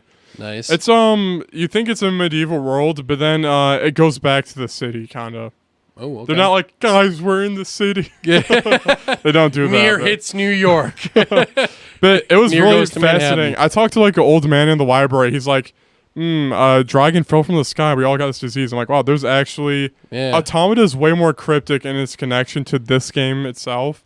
But Is that something that happened in Automata? it's the same world as Automata, just like 2,000 years in the future. Yeah. But do they make like cool little references like that? Like, No, and it's like really hard. You're like the robots are wearing the same as the Sand Tribe in Replicant. it's like very discreet. Yeah, never okay. acknowledged, I guess. I do kind of like that. Yeah. It doesn't like piggyback off of Automata's success. So Yeah, but it's a very sad game and it's so depressing. nice. But yeah, it's really good though. One thing I am kind of curious about or whatever because Yeah. I heard a couple other people. Because I haven't played. I do it, the so same it's the only thing, I so can it's relate to. I heard a couple people say that the gameplay isn't as satisfying because since this game is a bit of a remaster, the gameplay wasn't as refined when this game in its original form was released. Yeah. As Automata, how would you compare the gameplay? I like it better than Automata. Oh. Automata, it has you like mashing the right trigger to dodge while spamming. So when if a machine robot like went to swipe, you would just hit the dot. You're spamming the dodge, then it would do like an auto thing. This game, I have like a weapon switching thing. They let you like quick switch like Devil May Cry style almost. Oh yeah. Not like air combos or anything, but like, a shade with armor shows up. I quick switch to my spear, which is like armor breaking. I like break its armor off, then I switch to my big giant berserk sword. Okay. And then kill it. So there's more options basically. Yeah.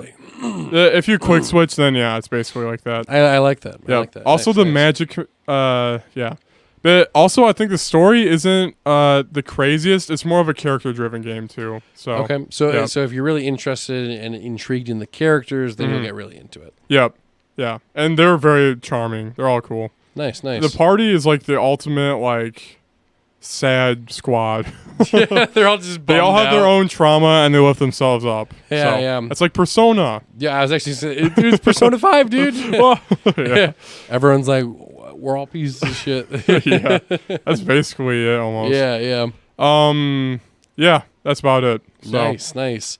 Yeah. Very cool, guys. Now, go ahead and play the mini Grant theme. Yo, guys, what is going on? Ongoing joke. I don't have too many video games, but I do have a couple movies. Got a review on this puppy. Yeah. Actually, I'll wait on one of them. I'll start with the smaller ones first. First Yep. off, Jacob, Yep. after this podcast, Yep. you're going to be helping me Okay. in Fall Guys. Oh yeah. Am I? You're like, oh, Dude, the last time I did, I was by myself. I know, but to repay you, Yeah. you can help me. Okay, nice. Maybe, dude. We'll get you that. What if 2B. it's like the 2B bottom is in the store? Then I'd be like, oh, No, dude. Yeah. That does happen though. It does, The yeah. Sonic bottom was available at one point. It's just random. But right now there are. I got back into Fall Guys because season 4. Wait, it's either 4 or 5. Yeah. The new season is a jungle Indiana Yep, Jones theme, and I don't know how many people are still playing Fall Guys. The lobbies fill up still decently pretty quickly. It's still just a decently fun game. New courses are pretty fun. Oh, a lot of cool. traps.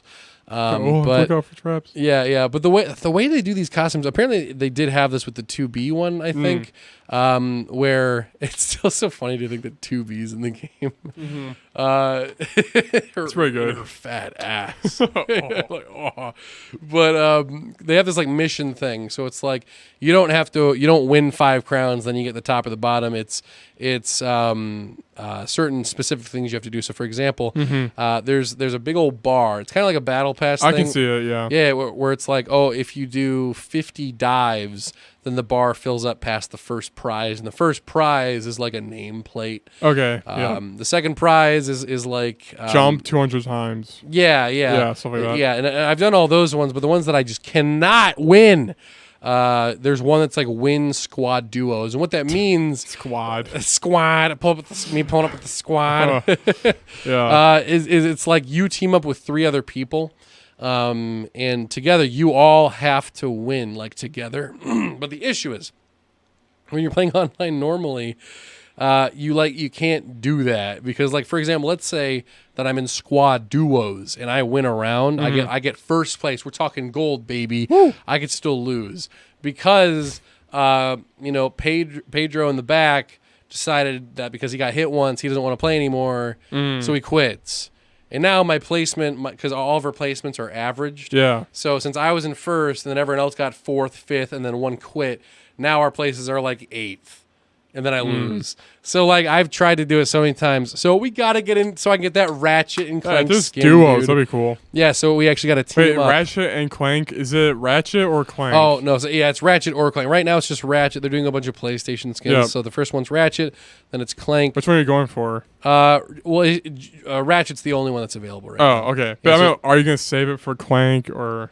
Well, when you get to the end of, like, the fill up the bar thing, right now it's just like Ratchet. Oh, okay. So that's a reward itself. Yeah. Okay. So if you do everything, then you get the third to last prize is the bottom half. The second to last prize is the top half, and then the last prize is the emote of him doing the Groovatron dance. Okay. Yeah. Yeah. Yeah. The top half is always better. That's the one I got for the 2B. So right. I just have to wear a black default bottom. It's basically the same. Cannot see that delicious tushy. Yeah. But yeah. So that's Fall Guys. Let us know if you guys are jumping into that. Very epic stuff. Very cool. Aside from that, keep it on going with the Ratchet train. I don't know. I've just been I just enjoy the gameplay for a lot of those games. Yeah. I don't know. Did I mention on the last podcast that I beat the first one, the original game? I think so. I beat the original Ratchet and Clank. So which ones have you not beaten? I've only beaten the PS4 remake. Yep. The new one, the PS5 one. Yep. And the original now. And the movie. That is the remake. Oh, okay. Yeah. Yep. The PS4 one, the PS5 one, the PS4 / movie one, and now the original PS1 version. So now I'm playing the PS2 version. I'm like 3 levels in. I haven't done much in it. But I will say the original version, as charming as it is, not that it's aged very poorly. It's aged very poorly. One of my favorite things is, let me see if I can find a video of it. If you show the one like robot in the glory hole joke, you've seen that already. No, yeah, I know that's not the first one. Okay. You fill the space for a quick second. Yeah, boy, fill in the void. Fill in that void, my brother. Yeah, guys, what the frick? Oh, what's up, Ross? What's up, Ross? What is going on? He says, nope, going back to Fall Guys, I'm just going to play New World next month, play the beta, very good, very easy Dark Souls combat, a lot of old WoW players in the server, and I'm in. We got ourselves a New World fan. New World! Yo! he was like, you guys should play New World. I'm like, if it doesn't have AlphaNad, I'm not playing it. That's a character from Final Fantasy 14. Yeah. Okay, let me see. There's not really a good... Oh. Yeah, so do they have a skin for the one girl Ratchet? For Rivet? No, unfortunately not. I wish. That'd be very cool, though. I'm guessing Clank is a robot. Yeah, Clank's the little robot on the back or whatever. Okay, I can't seem to find a specific... I was hoping someone had like a little mini compilation of it. But essentially, my main point from the very first game... So the only time that the games have ever changed voice actors was going from the very first game And then starting from the second one onward, the voice cast has almost never changed. And the big change was Ratchet. So Ratchet is like the Lombax or whatever. And it's so funny. I gotta show it to you somehow. But Ratchet in this game is a dick. He is the worst human.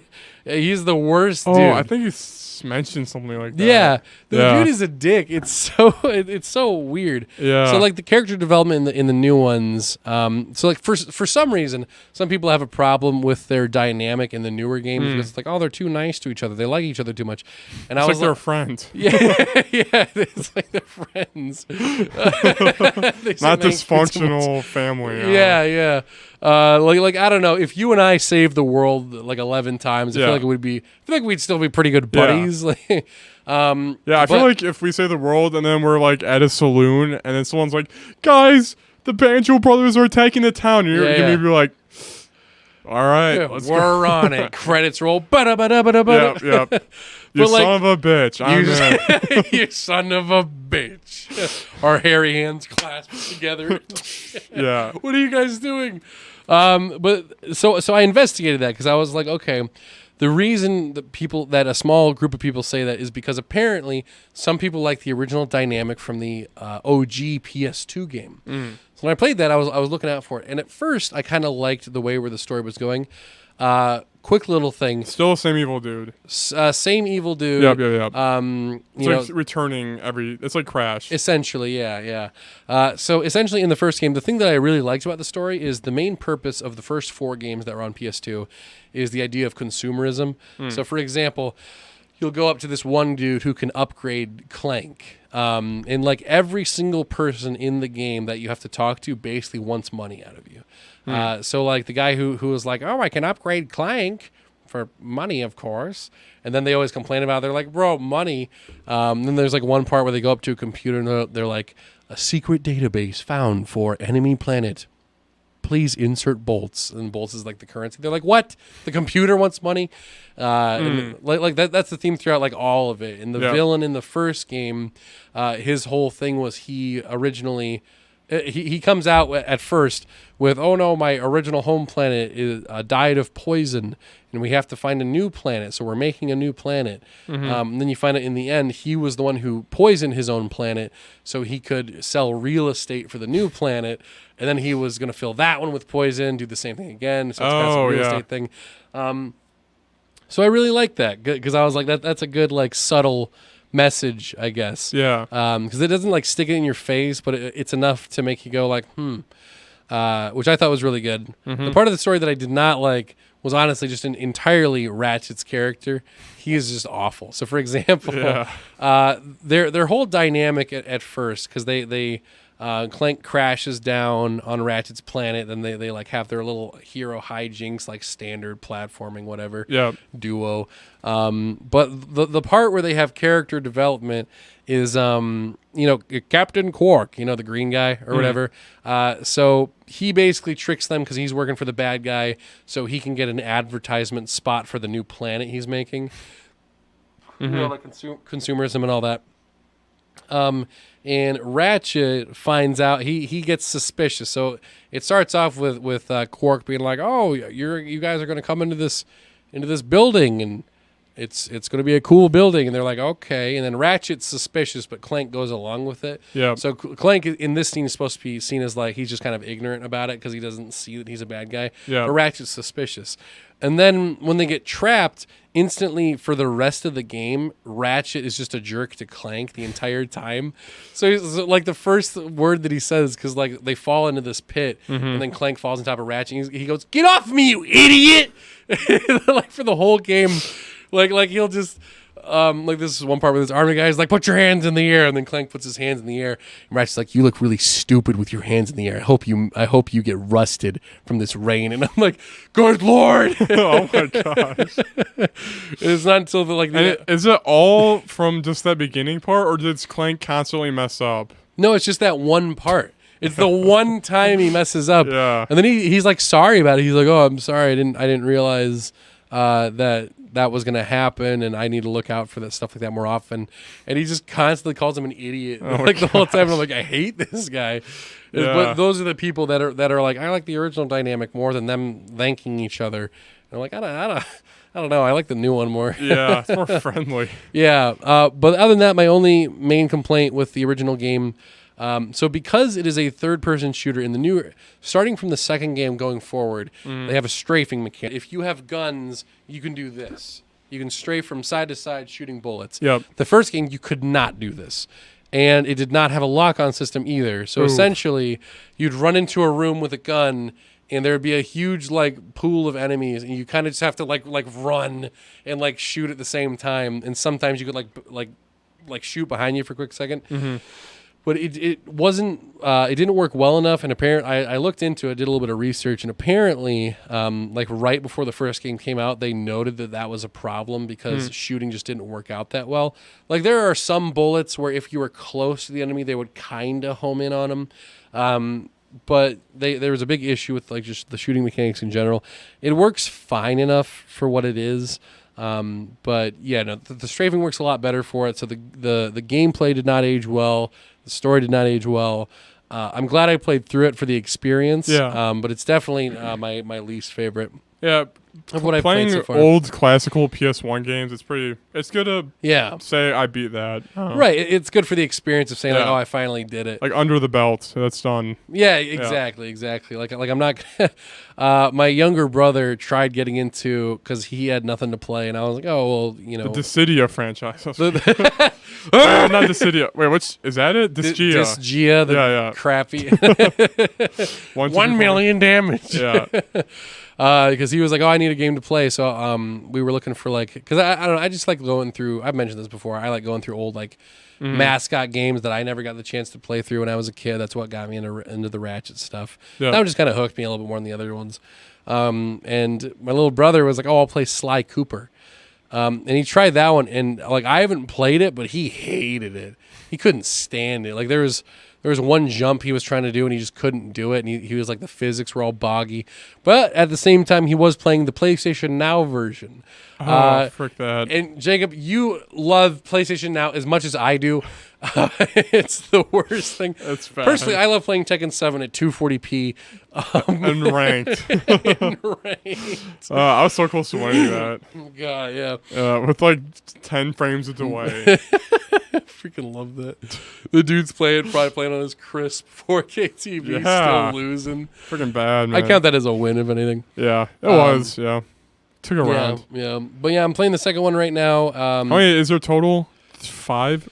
Ratchet and Clank games? Yeah. There's a lot. There's Ratchet and Clank Going Commando, Up Your Arsenal, Deadlocked, Size Matters. Holy frick. Secret Agent Clank. That's a PS Vita game. Then there's the Ratchet and Clank Future series, which was on the PS3. There's Quest for Booty, Into the Nexus, Before the Nexus, A Crack in Time, Tools of Destruction, All for One. Then I think the movie game and Rift Apart. What the frick? There's a lot. Yeah. That's like 13. Yeah. What? Dude, freaking Insomniac Games, the people who make it or whatever, as they were they have a whole like documentary series or whatever called Adapt or Die, and they go into the development of like going from generation to generation with the series. And it's really interesting because they explain like, do you remember old series like Sly Cooper and Jack and Daxter and all that? I know Jack and Daxter, not Sly Cooper. They explain like why those series died out and what this series had to do to like keep evolving. Yep. And it basically highly recommend watching it. It's really interesting. It's just a really interesting like game company documentary in general. Because they discuss how like you can't just keep making the same game over and over again. And like even going from Ratchet and Clank 3 to Ratchet Deadlocked, they had to change a lot of stuff. Like they had to make it more edgy because Halo was really popular at the time, so they had to make it similar to that. Then going into the PS3, platforming wasn't as popular, so they took away some of the platforming elements to it. Then going into 4, that's when reboots were popular, so they rebooted the whole franchise. I'm paraphrasing, of course, but they go into a lot of detail. It's called Ratchet and Clank Adapt or Die. Yeah, I believe that's the title for Okay. it. It's like an hour conference where they go over all that stuff. But it's really interesting, and it shows why the series has didn't die off with the rest of like the mascot platformers, because every single one of them either died on the PS2 or the PS3. Yep. So it's a really interesting one. So I quite like that. That's cool. But I shall update you guys as I go through. I'm basically playing through in terms of completing all the games for series. I'm trying to do the Ratchet series and the Yakuza series. Oh, dang, yeah. So doing both of those. Haven't Yeah. played Judgment in a while, unfortunately, Rip. but I'll get into it. Yeah. It's kind of hard to play Judgment when they're like, you suck in game cancer. Right, like it doesn't inspire me. It was the same thing for like I used to get into all the Marvel shows on Netflix, with Yeah. like Iron Fist and Luke Cage. I was about to watch the second season of Iron Fist because I was half and half on the first season. Then they were like, show's canceled, and I'm like, well, now I'm not gonna bother with it. Yeah, man. It's like, why would I? Oh, Daredevil, is that good? Daredevil apparently is really good. But yeah, I haven't watched that one. Maybe I will. At some point. But yeah, so I gotta play through those two. But next up, the last game on my list is Skyward Sword. Got the remake. Not much to say on it other than motion controls feel almost the exact same. Yeah. There's not too much of an improvement to it, which I don't mind. I kind of wish they overhauled them. My only issue with the motion controls is oddly specific. Yeah. For example, let's say I'm holding my Joy-Cons like this, right? Yep. It is currently pointing towards the TV. Yes. So if I do this, I'm holding it up. Yep. I'm basically in this little sphere, this little half sphere. I can point it in any direction, and the sword will point in that direction. If I let's say I'm holding it up, and then I start pointing it behind me, Yep. it loses it. Okay. So if I let's say, for example, you want to swing diagonal down to the left, top right down to the left. If you do this, if you have it up to the left and then you swing it down, just kind of flick it, it'll do that. But if you're not thinking that and you instead tilt it back a little too far and then you do it, it doesn't read it as well. Okay. So that's kind of the thing with the motion controls. I was kind of hoping they would make it a little bit better to where I could literally just have it in any direction. Even if it looked weird, like you have it behind him and he holds his sword like behind him. Oh, or something like that. Yep. But it's very... or they should have like a ghost arm, like, so I didn't freak out. Oh, yeah, like it fades out a little bit. Well, no, like, not, like, the model is stuck here, but, like, it's like, all right, the sword would actually be here. Right, I or don't know. something like that. But that was what was a little bit disappointing because I was kind of hoping that they would do a little bit more. Can't you recalibrate, like, instantly? You can, which is really nice. Also, yeah. Could you recalibrate instantly in the Wii version, or did you have to set it down on the table? Yeah, you had to set it down, Okay. and then it'd think about it for a little bit, and then you go, okay. Yeah. So I guess in this one, you press Y, and it's like, boop. Yep. Which is nice. Also, supposedly the cursor is faster. It is faster. Okay, yeah. Cool. But yeah, it is really nice. But like another issue is like whenever it goes to those text boxes. You remember in the Wii version how if it's like you have 3 different options to pick from, you have to like go to the left, right, or up. You have to like choose. Oh, the answer. yeah. In this one, even if you do like a tiny little like a little twitching motion, it'll go left. So like I'll be there and I'll like be trying to click an option. And it'll like start spazzing out between them, and I'm like, nope, why? Yeah, they have to like freaking move it manually. Yeah. Yep. That, and I wish they did a few other things like rolling. You still have to shake the left one to roll. I'm like, just give it a button. Was Donkey Kong Country shake or you had to go? Yeah. To but make then them go the port for whatever is the 3DS is better. version, it was just a button. Yep, that's so much better. So I kind of wish they did that, but Or the 3DS had a shake. That sucked so much. Yeah. They were probably disappointed too. Like, I'm giving them a shake. Yeah. But they did do the buttons. Have you tried this out at all? Have you done the? Okay. No. So the button controls are a little bit different. So to bit of a spoiler, I'm doing motion controls right now. 1, because that's just the original way I played it. Yep. And 2, the most amazing thing they added into this game, only when you're in motion control version, is the right thumbstick moves the camera, which is so nice. Oh. It is minty nice. Like actually being able to like jump up on a spot and like turn the camera at the same time just casually work so well. Interesting. Like, I'm not over exaggerating when I'm like, it's like buttery smooth. I love it. Were you not able to control the camera before? Nope, it was woo woo, Oh, Z-Lock or whatever the frick. woo woo. Yep. Yeah, like that. Yep. And I was testing that out. So, because when you're in button mode, so in handheld mode or whatever, it goes back to the original mode because the right thumbstick is now the motion control. Yeah. So tilting it up makes you do it up, and that's how you swing the sword now. And it works fine enough. Like if I slap it to the left, he does like a quick little like slap to the left. And if you do it to the right, he does it to the right. If you hold it up, he does the skyward strike. But it just didn't feel as right to me, that, and because I got used to turning the camera, I had to go back to the ZR thing. Oh yeah. When you're in button mode, and I was like, I can't do it. But it is I think for what they did with it, I think it is a very good port. It does look crisp, very nice looking. Looks a lot better than I remember it. So I'm really happy with it. The amiibo thing is still pretty controversial. How the Skyward Sword amiibo, one, I heard that, allows you to go back to the sky and back down to the ground at any point in time. So to put it into perspective, the way you had to do it originally is you had to find a bird statue, and then you could go up to the sky. So you have to find the statue first, go up to the sky, which sometimes they were pretty far apart. And then when you you couldn't just choose, okay, I want to go back to the forest now. You had to get back on your bird, go over to that little big hole in the sky, dive into it, pick what bird statue you wanted to drop off at, and then go to that statue, then go back where you wanted to.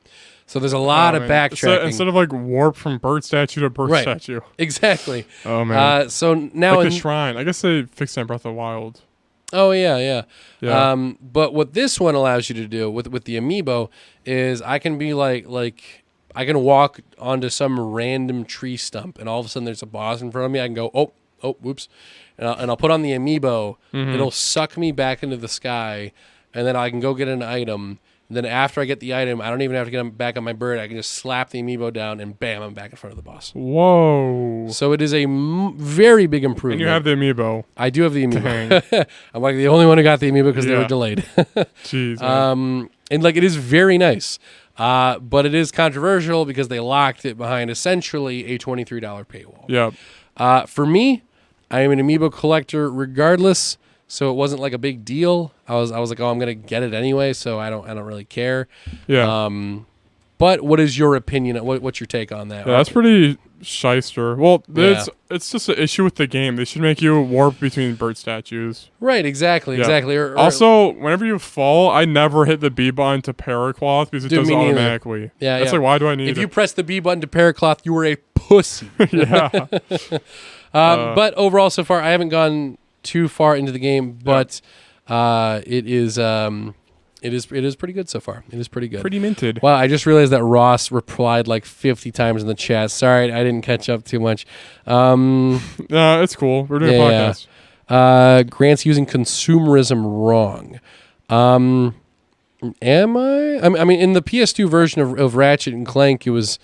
I mean, maybe I don't know the exact definition for it, but consumerism is like the consumer. I guess it's like the consumer always buying the newest thing. Yeah. That is the idea of the first couple Ratchet and Clanks. Maybe I just explained it wrong. Yeah, we don't need to look at chat, dude. Yeah. I figured I'd just throw that out there. Yeah, boy. But yep, on to the next thing. Two more things. I've seen 2 movies recently. First one, the shorter one, I saw Black Widow. Woo! Were you excited for this one at all? I did hear it had martial arts, but then I also heard a woman, to counter the woman attacking Taskmaster, they used pheromones that made her love men or something. I must have not been paying attention to that part. If that's what isn't there pheromones that she smashes her nose on a table? Oh, wait. Okay, that does happen. Is it a pheromone thing? Yeah. Because I remember it. That's all I heard. Wait. Okay, let me explain that part. Yeah. So, okay. So there's this. Okay, spoilers for Black Widow. I'll wave when I'm done spoiling it. Yeah. Oh, do you want me to spoil it? I don't. Spoil won't. away. Okay. I'm not interested in Marvel too much. Right, which is right. bad, man. You can I didn't watch Loki. right. You have to kind of be in a mood for it. Yeah. So essentially, going into Black Widow, it is a prequel movie. Yep. Obviously, Yep, because she yep. dies. Spoilers. So this takes place right after Captain America: Civil War. Okay. Have you seen that one? No. Okay. Black Widow's on the run because she went against the government. There you go. That's Civil War. Which is Tony Stark's side. Yeah, she was on Tony's. Who's the government No. side? She was on Captain America's side. Captain America's the government dude? No. Iron Man was on the government side. Yep. Captain America was going against the government. Yep. I'm telling you, every Captain America movie, it's literally like anti-America. I've seen it's anti-consumerism. Consumerism. But that's like the point of them all. But anyway, Black Widow's on the run, and it starts off with the main government guy trying to track down Black Widow, and he's like, "I know you're in this building," and she's like, "Don't follow me."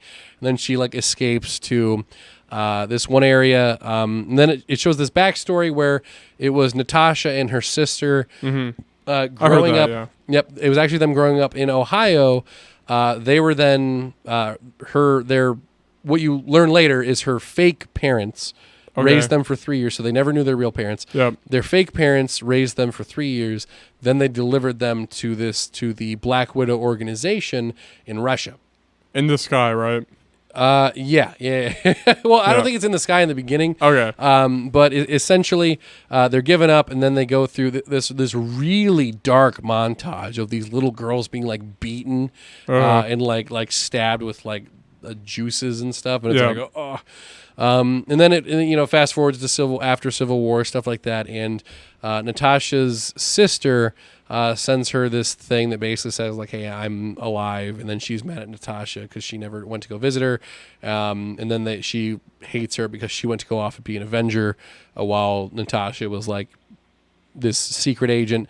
And the whole thing with Black Widow, the Black Widow organization, is that the main bad guy has this one, I guess you could say, a pheromone thing where he controls their mindsets, so they don't have free will. So he basically has an army of like little super soldiers, and he can send them out to whatever locations. He has like hundreds of them. And they explained why Black Widow was not under control, but I forget the reason. There was a reason for it, though.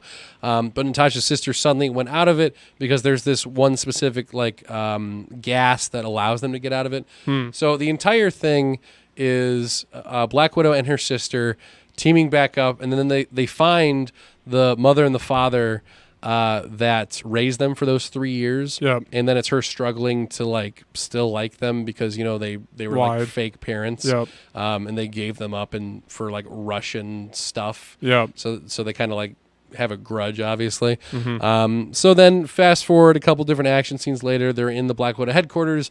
The main bad guy basically explains the whole Black Widow organization, basically what I just mentioned to you, that they're all over the world, and at a snap of a finger, he can kill someone. And that he never wanted to mess with Black Widow because if he messed with her, then Hulk would murder him. Essentially, because then the love thing, yeah. Yep. Well, it was more just that like you kill one of the Avengers. The line was, "It's in the name. If you kill an Avenger, they avenge the Avenger. Then they kill you." That sort of a thing. And the thing you were talking about was none of the Black Widows can hurt him because of the way that he smells. So there's one like, yo. Dude, so no woman can attack me because I smell amazing.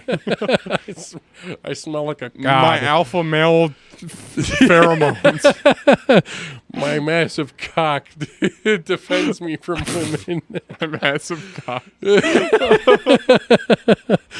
But what ends up happening is like she tries to punch him, but she can't.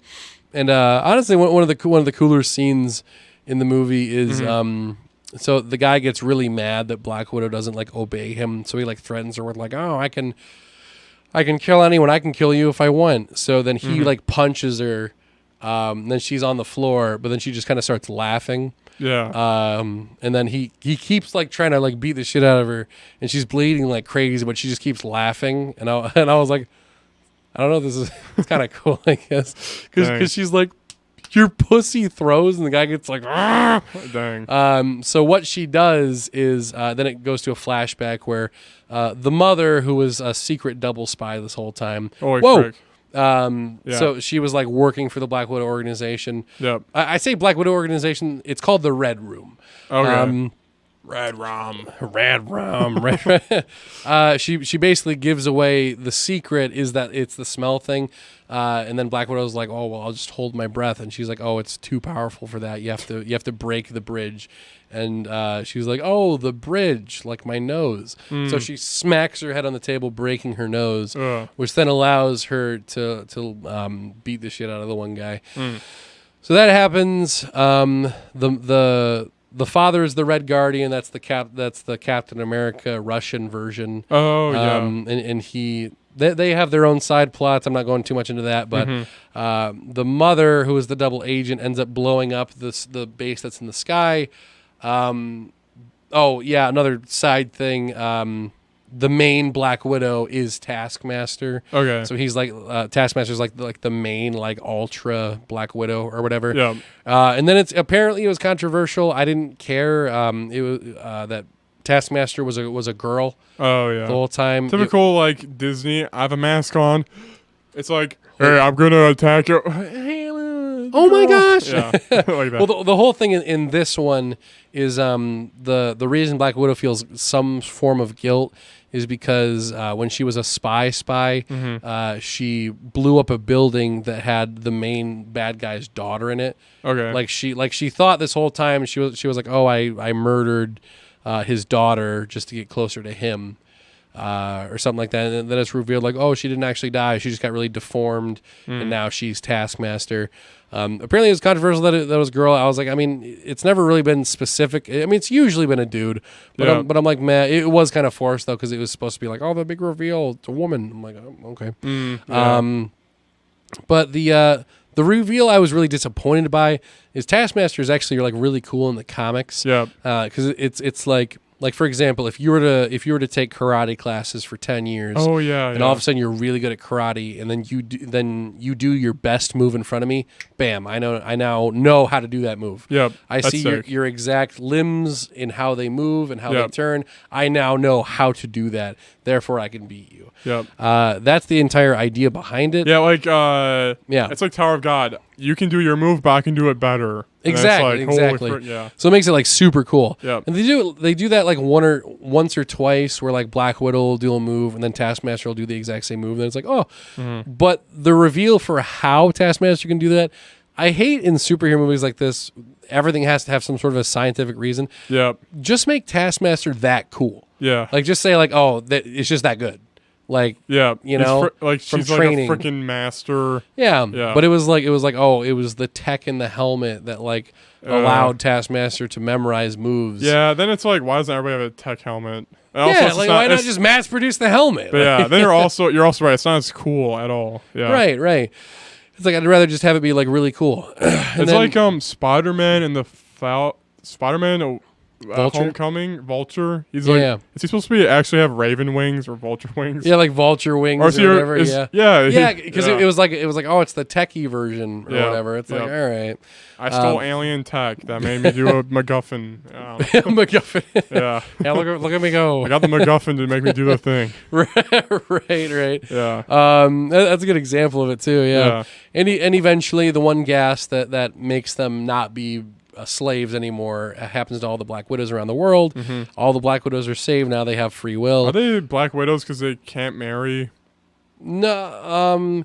They did talk about that once. Yeah. Where they can't like have babies or anything like that. Like they can't bang.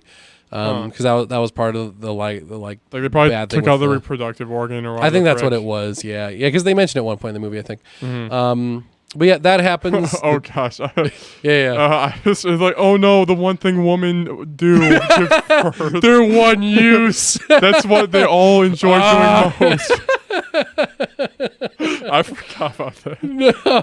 Oh, that's funny. Yo, out into the chat. What is up, gamers? What is up, Autumn? What is going on? What's up? Yo.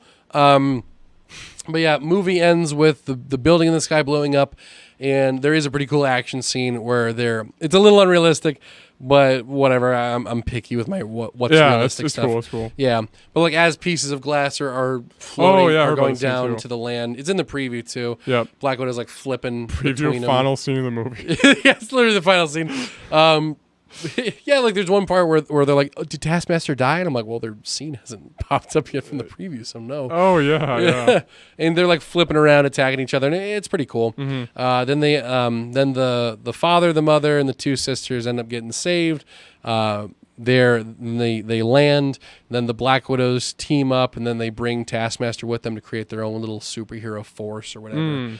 So they go off to do their own thing, and then it ends with the end credit scene where obviously it fast forwards to after Black Widow dies, and then it's Black Widow's sister essentially wanting to avenge her. And then the sister's new boss, which I recognize, but I don't recognize what she's from. I know I've seen her before in a different movie. But she basically says, hey, do you want to kill the dude who killed Black Widow? And then she shows a picture of Hawkeye, and that's what the Hawkeye TV show is going to be. Oh, okay. Yep. So overall, I'm going to be rooting for the chick to kill Jeremy Renner. freaking Jeremy Renner. Dude, same. Yeah. So overall, I enjoyed it. I did think it was a fun movie. Yeah, that's cool. I definitely think if it's one of those things where you're just like, oh, I want to go through and watch all the Marvel movies, it is very much worth watching. Yeah. It's nowhere near a bad movie. I think it's done very well. It looks pretty like Metal Gear Solid style. Yeah, it is very like Metal Gear with a lot of this stuff and close quarter organizations. combat. Yeah. Yeah. And the action was really cool. Yep. A few story elements I was kind of like meh.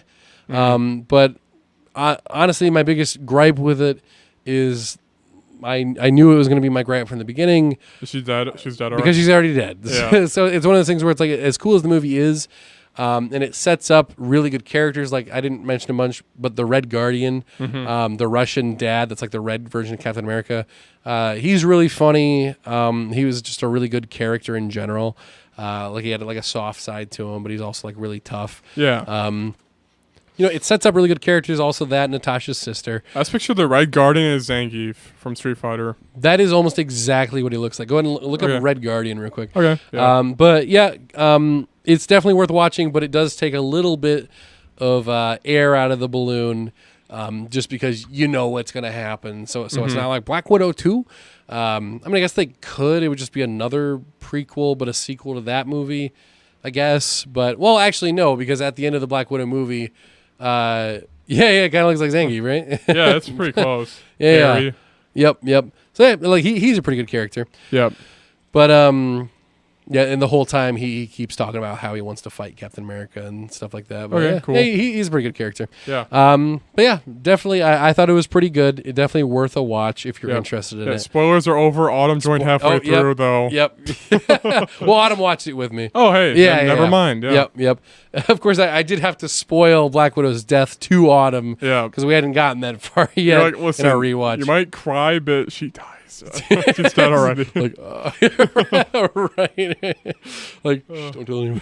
Yeah. But yeah, pretty good stuff. Cool. On to the next movie, the big controversial movie, the big baloney. Guys, also another movie that Autumn and Cord was, no names, my little brother was really excited to see this movie just because he's just really into it. Yeah. I watched Space Jam: A New Legacy. Your brother seems like the person who watched the Looney Tunes TV show, like every episode. Like the Cartoon Network one? Yeah, the new one. Yeah, I actually kind of like that one too. Yeah, I heard it's like the best way to the Looney Tunes could have kept going. I don't know. It's genuinely really funny too. Like if you ever have the if you're ever bored enough to do it or whatever, I actually got into it because I saw a couple TikToks that were just like clips. I've seen YouTube clips. Yeah, it's pretty good. Yeah. Where it's just like dry humor, and like I like that kind of humor. But anyway, so I saw the movie, and I've probably explained this like a million times to people last time. I've mentioned this to you before. Overall, I won't go into it too much, but my big synopsis of it: it is a very fun movie. It is a very fun movie to watch if you have people that want to watch the movie. If you have a group of friends or family that's like, yo, let's watch Space Jam, then you will have a good time with it. But if any of this next sentence sounds stupid to you, so essentially when I say this summary of a couple scenes, if you think to yourself, that sounds like stupid funny, like I would get a kick out of it, then you will find the movie in general funny. Yep. However, if you listen to it and you're like, this sounds really stupid, and like you grit your teeth as you're listening to me talk about it, then you will hate the movie because there is no middle ground. There's no meh for the movie. Yeah. You're either like, that was stupid funny. Also, if you are what's a word when you're oblivious that Warner Brothers and Disney own everything, this will open your brain. yeah, exactly. So here's the big thing. So it starts off with the Warner Brothers algorithm going over its mini library of Warner Brothers movies. Oh, it starts off right away like that. Yeah, it starts off with the algorithm going through like Game of Thrones and like DC stuff. And and then it goes, and then it starts with the guy's name is Al G Rhythm, something like that. Oh, and then it starts off with him like looking through LeBron James like social media. So it's him going, the king of social media. This will be the ultimate combination to the ultimate algorithm project. So he does this pitch to LeBron James. So he calls LeBron James out to go to the Warner Brothers office. Yep. And the pitch, what was it called? It was like LeBron James and you. And the whole pitch was this crappy like 3D render of LeBron James, but like in like random Warner Brothers projects. Like it was Game of Thrones and LeBron James. Oh. And then it was just him running around like playing basketball in Game of Thrones world. I hate that. Well, that was the whole point of it. So then after the pitch, they're like, "So LeBron, what did you think? Let's get started on this future together." Yeah. And then he's like, I don't like that. I think it's stupid. And then the algorithm guy gets really mad that he thinks it's stupid. So, side note, his LeBron James kid makes video games. Like he's a kid and he like develops his own little games or whatever. I'm just gonna say his dad never shows interest in him, and that makes the kid sad. So the kid runs off after the pitch because he's mad that his dad doesn't want to do anything that's fun, that he thinks is fun, but in reality it's like stupid. And then the algorithm guy makes the kid go into the server room just because he makes the elevator go in the wrong direction. Then he goes into the algorithm world, like in the computer. LeBron James follows him, and then he's like, well, you know what? You'll have to beat me in a basketball game to get your son back, because he thinks the basketball game will get him the views that he wants because algorithm. So he sends LeBron James to Toon World, where Bugs Bunny turns into Big Chungus. See, but immediately you saying that, I think of like Emoji Movie, Wreck-It Ralph. Right. And it does have that vibe to it. Yeah. I think this one has more fun and heart to it. Does it have heart? I don't know if it's I think it has a little bit of heart. There is a little bit of heart. Grounded. There's words that I say in stories, it's like grounded to heart. The biggest difference between this and something like the Emoji Movie is the Emoji Movie is just like, wow, it's Candy Crush. Ha, cool, we're having fun playing Candy Crush. Oh no, we're stuck in the We're in Candy Crush. Guys, we're in Candy Crush. It's me, Grant Elton, and Jacob Boofy. Help. In Candy Crush. No, we're about to get matched with the other three pieces. Whoa. Like there's that. And then in this one, it's like when LeBron's world, the shape of the hole he falls into is the Nike symbol. Yeah.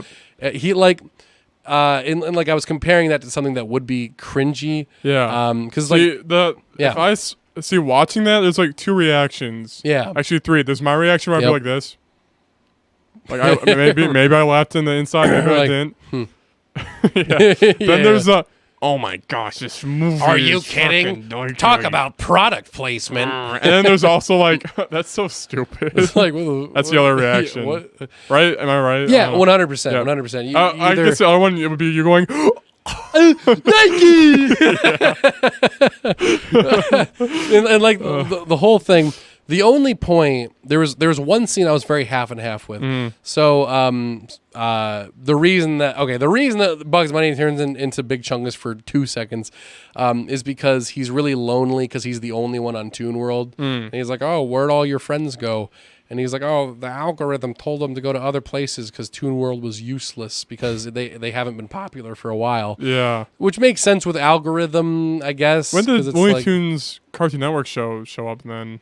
Well, that was back in 2013. Holy frick, that's a long time ago. Oh, yeah. So the whole point is like, oh, we haven't been popular for a while, Doc, so they kind of just spread us everywhere. So there's a montage where they go and get the gang back together. You son of a bitch. You son of a bitch. It's literally that. It's them all coming back. Foghorn Leghorn on a dragon in Game of Thrones. Yeah.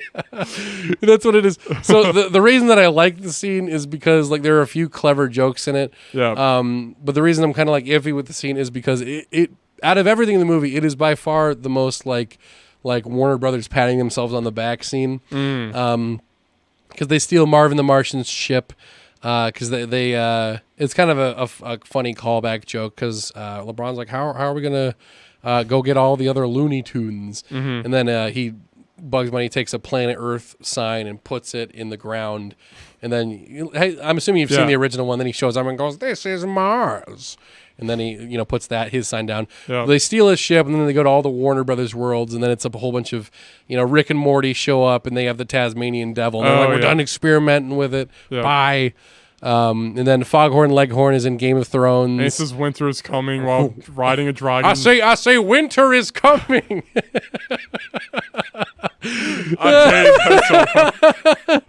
But do you hate it because or is it more like it's stupid funny? It's like stupid. But it's like kind of makes me sad because I'm like, oh yeah, the Game of Thrones season, it was so bad. Oh yeah, because it just makes you think of the actual product. Yeah. And then, well, it's just like put the thing on the thing, which will make audience go, I know that. I know that reference. That's what all this movie is. I know that reference. Hey, look, there's the Mystery Machine. Hey, look, Yogi Bear. Oh, they own the Mystery Machine and Yogi Bear. Yeah, dude. I need to watch the movie just so I know how screwed we are for like America. America's everything. Consumerism is dude, the theme of today's episode, consumerism. Like the corporations are just taking over everything you love. That's so great. Guys, that's why PvP Podcast, we are now affiliated with Rooster Teeth. Just kidding us. This is ridiculous.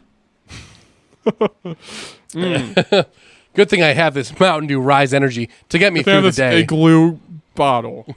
Thank goodness. There's no water in We this. are not sponsored. Oh, not sponsored. Also, Rooster Teeth, I would love to be partner with you. Yo, yes, please. Yep. But anyway, so speeding through it, so they and then Wile E. Coyote and Roadrunner are in Mad Max Fury Road. That was a pretty good. My brain's getting broken. Like, what's happening? Do you want to just? I don't know if it'd be copyright. I'm pretty sure that'd be copyright. I'll show it to you after. Starts off with Roadrunner running between all the cars in Mad Max Fury Road. Meep. And one of the clever jokes is because I'm pretty sure it's in the original movie where someone holds up a sign that says "Witness me" on it. Well, because Wile E. Coyote just holds up signs; he doesn't actually talk. So he holds up a sign that just says "Witness me," and then he just jumps onto the car. Then they join him. Lola Bunny, have you remember Wonder Woman, the new Wonder Woman movie? Yeah. Your favorite movie? Yeah. That's where Lola Bunny is. What the frick? She's doing that one was the most. Wait. Wonder Woman's Disney though, isn't it? No, it's not. It's nah, dude. That's Warner Brothers. Oh, I thought Wonder Woman was Marvel for like 2 seconds in my head. You're thinking of Captain Marvel, dude. One of the great other female superheroes. But she does the Olympics. The thing at the beginning where it's her doing the triathlon to become an Amazon warrior or whatever. Yeah. It's that, but it's Lola Bunny. And that one I was a little bit meh with. And Sylvester the cat was in Austin Powers, and Elmer Fudd was the you've seen Austin Powers, right? He was Mini-Me. Okay, makes sense. And then they all get together. Yeah, the Rick and Morty one was the last one. That one I thought was funny. Rick and Morty works, and we guest starred in this. Yeah, that one really works. Yeah. Everyone got really mad at that one because they were like, it's not them because they didn't swear. I'm like, I don't know, it's fine, I guess. Dude, then if they're mad at that, they should be mad at the new episodes when they literally say one sentence to each other the whole freaking right, they didn't swear. So dumb. But yeah, they get the gang all together, and then the One thing that I actually really did like is, remember at the beginning when I was like, oh, his kid makes games or whatever? Yeah. The game that he made was his own version of basketball. His kid's name is Dom, so it was called Dom's Basketball or Dom Ball, something like that. Yeah. The clever thing was... Femdom. Yeah, Femdom.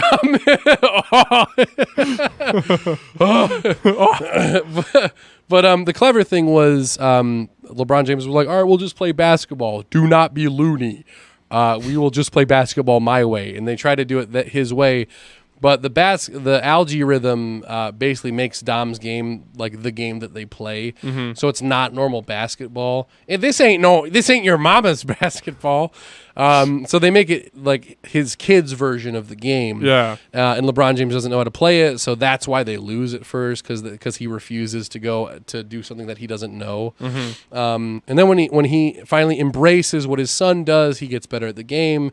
And I kind of like that because I was like, okay, the B plot it has now connected to the A plot. I thought that part was kind of clever.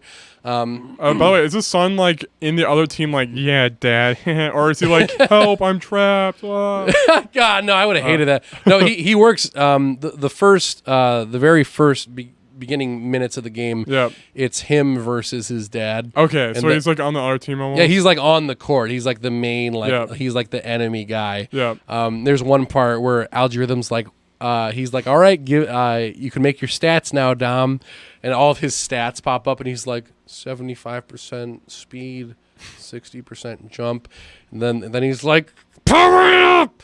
So then he like maxes out all of his stats, and he's like, yeah, like So then because all of his stats are maxed, it's like dragging install from Guilty Gear. Yeah, dude, he's yo, like, yeah.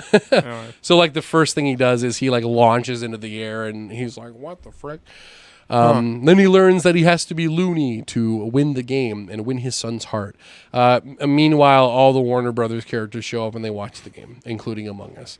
It's not actually Among Us. It just it looks like it. There's one there's so many characters in the crowd. Like there's this whole transition scene where it's like Iron Giant running, and then you said King Kong. You confirmed that the Clockwork Orange rapists are there. Yeah, they're there. The guy in all which white. is really weird. So fricked. Like Doc wearing Clockwork Orange World. What are they doing to her? There's a scene. Yeah. There's a scene that takes 20 minutes. Clockwork Orange is not a feel-good movie. No. It's like there's a scene where it takes 20 minutes. A guy goes in a girl's house. Yeah. And then she like has a weird artistic statue that's like a penis almost with the nose. And she's like, oh, get away. And then it's like GoPro on the thing. And then it's just like, And then he like cuts. Frick. He cuts her clothes off. It's like, the frick. Bro, what the frick? The whole point, that's in by the the way, movie. Clockwork Orange, the whole point is he's like a really bad dude, but then they bring him in like a science lab and force him to watch like movies that supposedly he can't do anything bad without like puking or whatever. Huh. And then the movie that they repeat has his favorite music in it. So then he can't listen to his favorite music without like puking or getting sick. All right. It's not worth it. Not worth. There's like 5 rape scenes. So. Jeez. Thank you, Stanley Kubrick. Yeah. Shout out to Stanley Kubrick. Shout out to Stanley Kubrick. Well, the extra controversy, I guess, to that was they took out Pepe Le Pew, which he had the cartoons where he was like aggressive with the skunk chick about like Did they have that one Fast Mouse? The Fast Mouse. Yo, that's actually another complaint of mine. Yeah. They I love Speedy Gonzalez just because I don't know, those are the shorts I like the most just as a kid or whatever.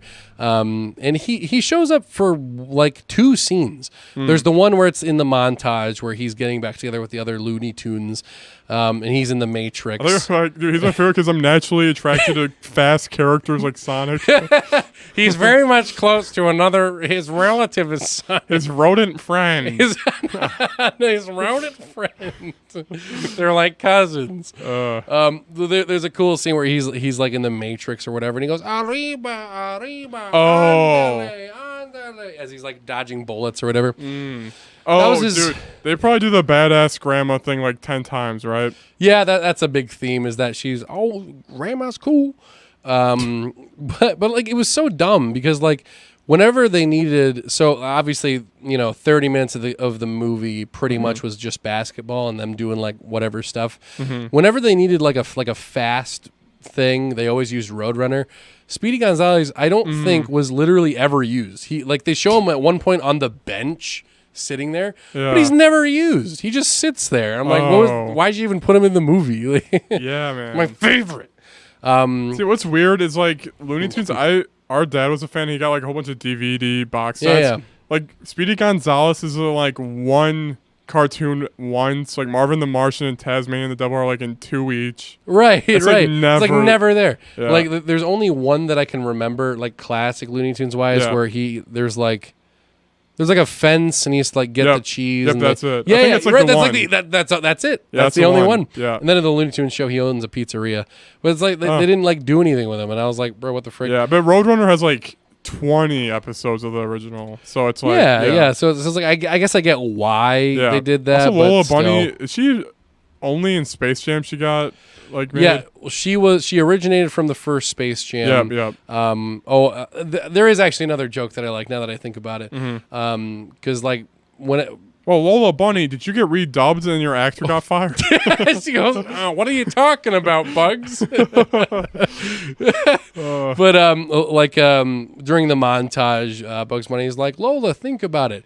Playing basketball for an internet celebrity in a battle for space and time." She's like, "I've already done that." He was like, "Okay, that's fair." I kind of like that. Yeah. Also, one very important thing, I'm gonna send you this clip real quick. All right, my dude. Go ahead. You want to fill some space for me? Yeah, I'll fill in some space. Yeah, man, dude. Freaking Warner Brothers owning everything. That's crazy. Yeah. They probably own the Simpsons show up. Is that Simpsons? No, Simpsons is Disney now. Oh, yeah, you're right. Yeah. Yep. Okay, got Frick. that. Yeah, freaking. How long was the movie? 2 hours? 1 hour? 1 hour? It was about like 2 hours for sure. Okay. Yeah. Yeah. Okay, so we got that right there. I also had it where I thought Michael Jordan and LeBron James were the same person. That's right. Yeah. No stretchy arms in this one either. No, yeah, they didn't. Oh, yeah, because Michael Jordan did the thing where he was like, woo. Yeah. He rejected his humanity to win the game. Yeah. Yeah. All right, I have sent you the very controversial clip. Okay. Yep. Oh. All right, here we go. The big guys. moment. This is very controversial. Guys, cover your ears. News no transition. Turn that down a bit. All right, ready. Let's go. Here we go. Son of a bitch. What's your He swears. Daffy says, bitch. He actually does. Yeah. He says, son of. I don't know why they actually censored it in the YouTube clip, but he says, son of a bitch. Oh, that's a YouTube edit. They beeped out. Yeah. Okay. Yeah. So he does it in the actual thing, from what I can remember. Maybe they beeped it out. Yeah. But then everyone was like, he swears. I was like, how could you be mad that Daffy did and then Rick and Morty didn't? I don't understand. I remember I have the Daffy DS game, and that thing is like insane. Yeah. It's weird. Oh yeah, it's like he kind of like stares at you and you just tap around randomly. Yep. Autumn says she liked the Space Jam movie. Rick and Morty cameo was pretty epic. Oh yeah, Pennywise was in the movie. Oh, and Autumn with another complaint. That I had. Yeah. Another character that was like never used, and I get it because there's so many Looney Tunes, you can only use so many of them. Yep. But they used Wile E. Coyote and Roadrunner like a good amount, and Granny like a lot. But Marvin the Martian was in it for like 2 seconds. Oh yeah. Yeah, he was used to get his ship, and then he shows up like 2 seconds later, and then the ship's there again. How about Tweety Bird and Sylvester? They're in it a decent amount too. They do one or two gags. Usually the way that the scene works during the basketball tournament is it's okay, what Looney Tune is going to do something wacky this time, and then they do their own thing. Yep. But going through it, basketball game ends. Dom eventually sees that Algae Rhythm is only in it for the views and such. He doesn't say that exactly. I'm paraphrasing. He sees that he's being a dick to everyone, to his teammates or whatever. So then Dom goes over to his dad's team. They win the game, and then they go back into the real world. they had one weird scene where, the reason they won is because Bugs Bunny performed a glitch that was in Dom's game initially. At the beginning of the movie, LeBron James' famous basketball move is like sidestep, double touch, jump, hit. I'm making it up. Yeah. That's essentially what that is. It's a bunch of things, and that's LeBron James' famous move. Yeah. If you try, when he did that in Dom's game at the beginning of the movie, it glitched up the game. So at the end of the movie, he's like, that's the only way we can win. So Bugs Bunny does that, but in doing so, he glitches up and Bugs Bunny dies. But then 2 seconds later, he doesn't die because they're in the real world now. So at the end of the movie, it's LeBron James taking his kid to school, and he's like, thanks, Dad. I love you, Dad. And then it's Bugs Bunny going, yeah, what's up, Doc? And then the movie ends. So there you go. From that synopsis, what do you think your opinion would be watching the movie? Definitely when you watch with your friends. Yeah. That's about it. Yep. It's something you play like for like a party with some buds and laugh at it. Yeah. Yep. You're not. Yeah, you definitely laugh more at it than you do with it. But it is a very fun movie. But they're. Was the theme that video games were bad? You play basketball or? No, it was more like a father-son thing. It was because the whole thing was that he had to learn his son's game. Yep. So he had to. I completely forgot the main turnaround point at the beginning of the movie. LeBron James is playing on a Game Boy. Yeah. And it's literally like a Nintendo Game Boy, and he's playing a Bugs Bunny game on it because, of course. And then his coach goes up to him and he says, "There's no time for video games. You got better things to do." And so he goes, okay, and then he throws away his Game Boy. So I'm shocked Nintendo would let you do that. Yeah, I thought that was like throw it away. Throw it away. Yeah, that's what I was thinking. I was like, it's in a trash can. Not a good look. But that's the whole point of it. It's accepting that there's more to life than just your passion. I guess that makes sense. Yeah. Well, respect other people's respect. I don't know. Yeah. Actually. Yeah.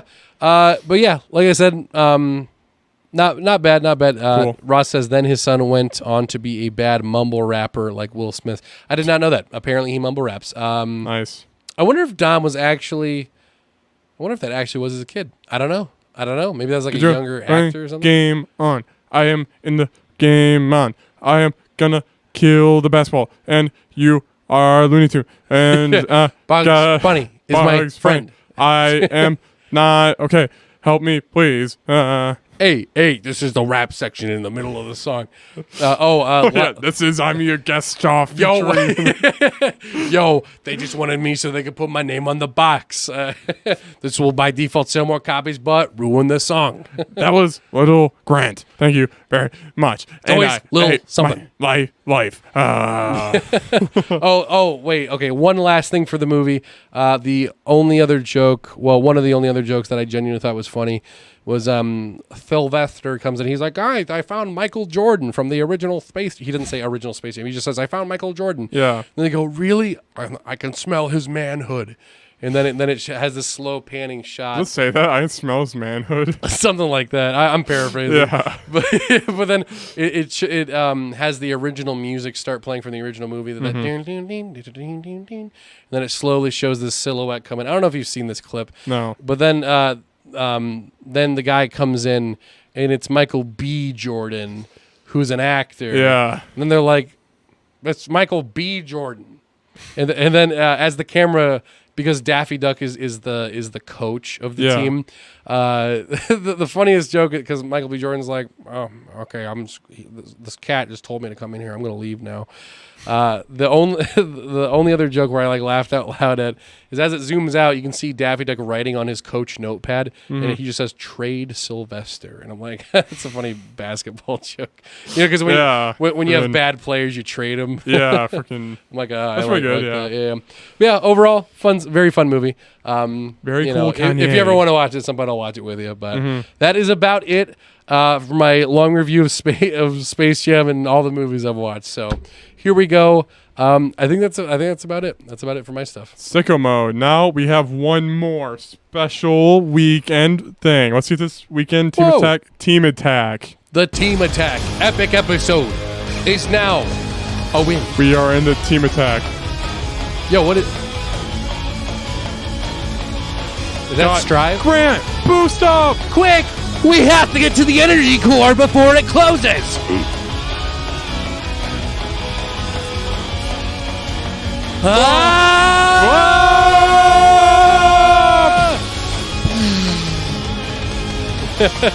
That's Eclipse of the Moon guitar version Hyrule Warriors. I started 30 seconds in. I'm like, should I? All right, yeah, nice. Guys. All right. Jacob, I'll let you take it from here. So, guys, this past weekend, all right,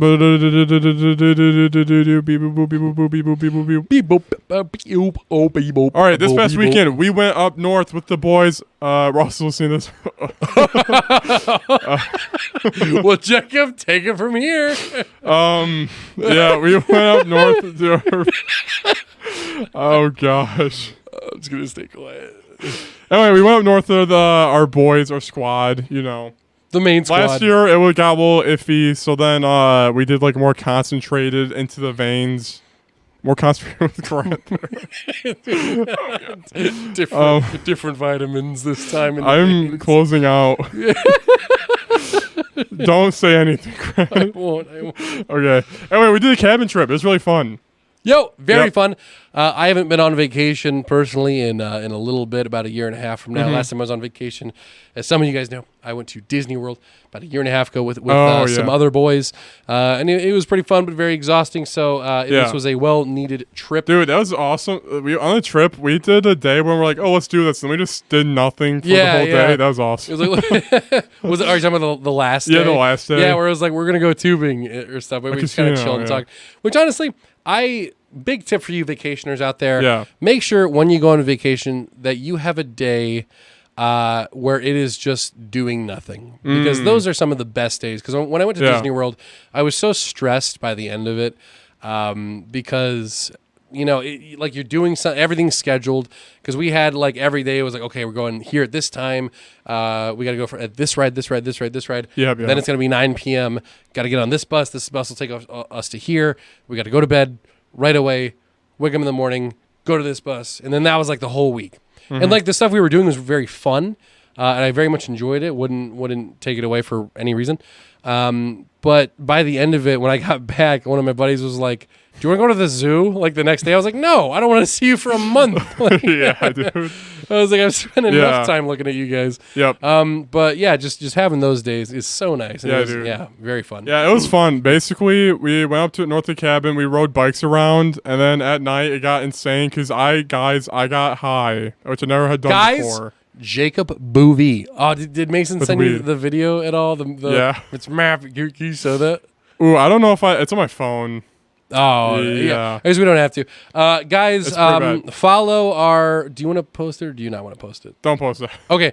All right. Funny stuff happened. I'll let Jacob explain it. I'm fine with posting it as a clip on our second YouTube channel. Okay, guys. But not like on social media, though. Fair enough. Yep. Guys, here, maybe today or tomorrow, you'll see the clip of Jacob getting boofed, as they say. Dude, as the kids say, guys, I'm cool. As the kids say, it is a very funny experience. It was Jacob's first time. Last year, see, I'm kind of a pussy, as the kids would say.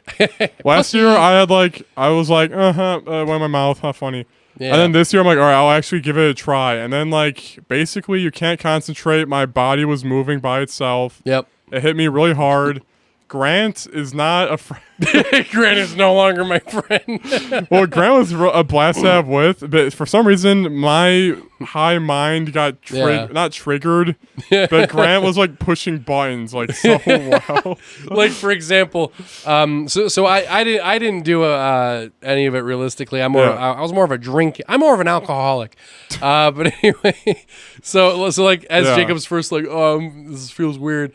That we had this lantern right next to me, so he was like, "Oh, the light." So we started like flashing the light. Yeah, the light had a flash button. Yeah, literally had a flash like. Boop, boop, boop, boop. I'm like, what? Why would you need this? Yeah, and then I'm like, "Where's my Dr. Pepper?" And I like tried drinking it, and you're like, "That." Anyway, I'm like, dude, that's Sprite. You're literally drinking Sprite. Yeah, you're like, it's empty. It's something like that. Like, But the clip that you guys will see on the PvP Pod Clips YouTube channel, our secondary channel linked down below, is the one Jacob, unfortunately, asked a question gosh. that set it off. Jacob, go ahead and ask that question.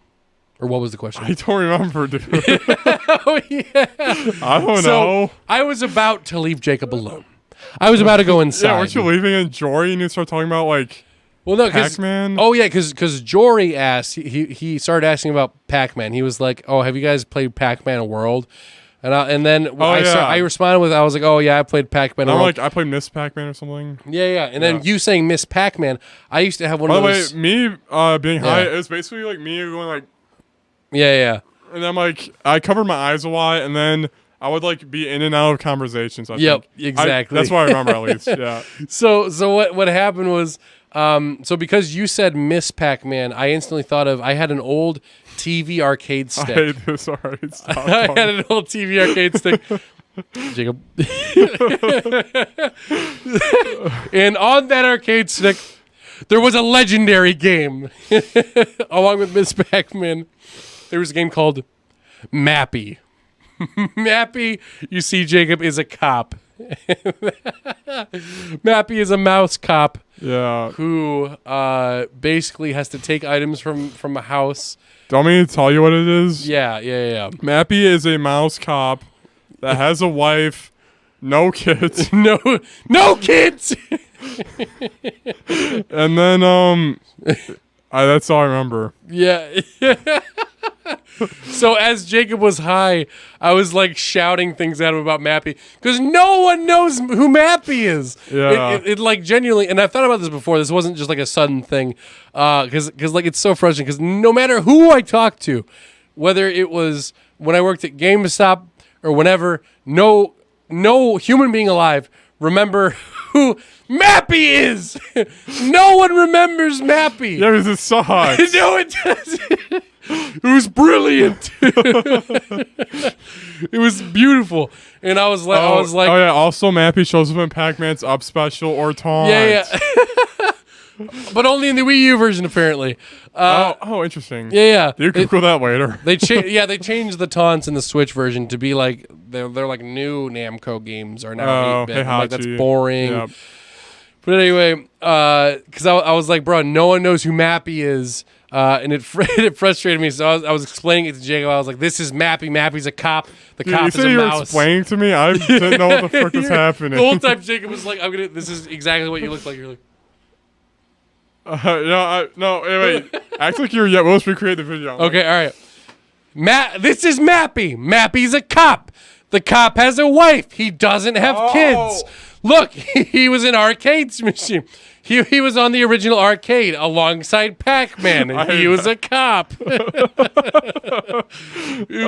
me, it was like Justin in the comment. He says he's a cop. That is correct. Mappy was a cop. You see, Justin, he was a cop. He was also a mouse. I feel like I probably said really stupid stuff. I don't remember. Well, at one point, the only part where I was like, "Fuck you," is when you were like, "Marty." It's Mappy. Mappy's a cop. Were you actually mad? No, I wasn't actually mad. I was like, Mappy's a mouse. The mouse is a cop. I mean, if I was like totally sober, I'd be like, "Yeah, it's Mappy. What the frick?" And then you show the screen in my face and be like, "Yeah, dude, stop. What the frick?" Well, because everyone is like, "I don't know who Mappy is," and I was like, "Bro, it's literally in Pac-Man's move set. They explained this. He's in his taunt. He's the mouse that's a cop in his taunt. The trampoline, the boing, and then it goes red, and then it's yellow, and then it's red." Oh, that's that. Yes! That's the trampoline from Mappy. Yeah. When he jumps out of a house, he jumps on a trampoline. If he fell off the trampoline, he'd die. Because he's a cop. Yeah. Anyway, that was crazy. Yeah. Basically, my eyes were closed the whole time. I'm like, holy frick. And I was laughing at every small thing. But you guys will see like a 15-second clip of me yelling at Jacob, telling him about Mappy and Mappy being a cop. It was the funniest moment of the night. And then the second night, Jacob went on another trip. And we were like, "Yo, Jacob's back." Yeah, and then I was like, "Mappy's a cop." You had the Mappy theme pulled up. Yeah, I literally had it pulled up and I was playing the Mappy theme. And then I zoned out the frick, and then I was like, "Guys, this is just Jacob talking. I'm gonna go inside. I need to." Jacob was suddenly like out of it. He was like, "Guys, this is conscious Jacob fighting the high." My voice is so strained. I remember that. Like, that's the effort to talk. So great. And then I lay down on the couch and listen to the Guilty Gear Strive playlist. It's like one of those things where like I put my headphones on and I couldn't like move at all. Well, I could, but. Yep, exactly. And then like Mason came and checked on me and he's like, "You doing all right, bud?" I'm like, "I can't take another day of mapping." Yeah, So I can't Mason. take any more mapping. But now by default, Jacob will forever remember. Oh my gosh, who Mappy is. Yeah. He's a cop. Yeah. Other than that, we had a stick fight. We rode. Yeah, we broke trees down. Yep, we recreated the scooter scenes from Persona 4. Traumatic. Like me and Justin had to take a crap really bad. We're driving from store to store. Dollar General lady. Oh yeah, we drove up to Dollar General 7 minutes before they closed. Yep. This lady looked. She was like closing the door. She was like. She's so angry. Yeah. Yeah, she was so like pissed off. I was like. Fuck. And then we went on a roundabout and went on. We looped it twice, and a car honked his horn. You're like, even though it's perfectly legal to do that. Yeah, and it's not even that. What the fuck? That Really, who cares? You can still go off. When we are here, you can go after us. Right. Oh no, I have to turn 2 seconds later than I otherwise normally would have. It's not a four-way stop where it's like where it's like go. Yeah. Like what the frick. Yeah. But yeah, then after that, the next day, Mason had a gun. Oh, we all safely practiced shooting. Dude, we were sketched out when you were shooting, by the way. Go ahead and pull up the clip. I actually have a live full clip. screen? You can. Yeah. Okay. There's a live clip of me shooting. This is a very epic clip. Go ahead and play it. It's 6 seconds long. I just need to make sure it's perfect. All right, ready? Yep. OBS. News, no transition. It's going to be very up, guys. Watch closely at my precision. All right, guys. As I hit the imposter. All right, guys, watch this. Yep. The imposter is. Yep. I will watch it again. I really want to edit that and just have like a like the background. That's pretty good by itself already. Oh, true. Man. That's kind of it for that. We did that and that was funny. Yeah. Yeah, but then we watched like several movies. Actually, I didn't because every movie I was either high as piss or I left to sleep. Yep. Let's see. What were all the... Quiet Place 2. I wanted to see that, but I missed it. Dang it. Yeah, it was pretty good. I enjoyed it. You understood it even though you didn't see the first. Yeah, no, I got the idea of it. It seemed kind of just like what the first one was, but a continuation. Yep, then Godzilla versus King Kong. No. Godzilla, King of the Monsters, my dude. Yep, that one. Yep. Also, fantastic. Yep. Love that and one. My Neighbor Totoro. I don't know what happened. We watched something else. What else did we watch? Oh, we started to watch the end of Evangelion. Oh, yeah. Yeah, that was a slow start a little bit. Did we finish that? No. We went to bed. Right, because the internet got all spunky. Yep. Could have sworn we watched something else. And Evangelion hits a fan pretty crazy. Yeah, a bunch of good movies, but overall, yeah, I think that was about it for the trip. It was very fun. It was stuff. a good vacation, yeah. Yep, exactly. All right, my dudes, now we are on to the final. We're skipping the game. Yeah. Woo!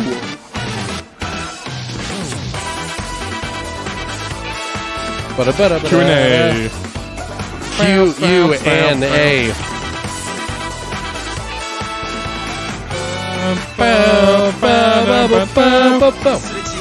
What is going on, everybody? We are in the Q&A section. We have one question from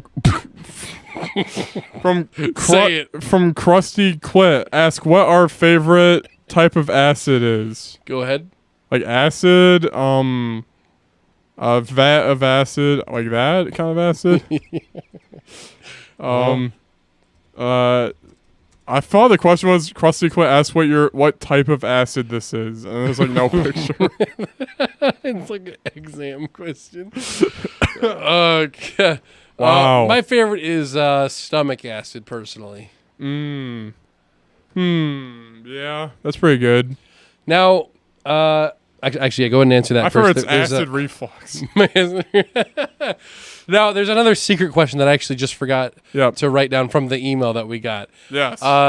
Jacob, this is a very serious question. Yep. What is your least favorite race? Probably Daytona 500.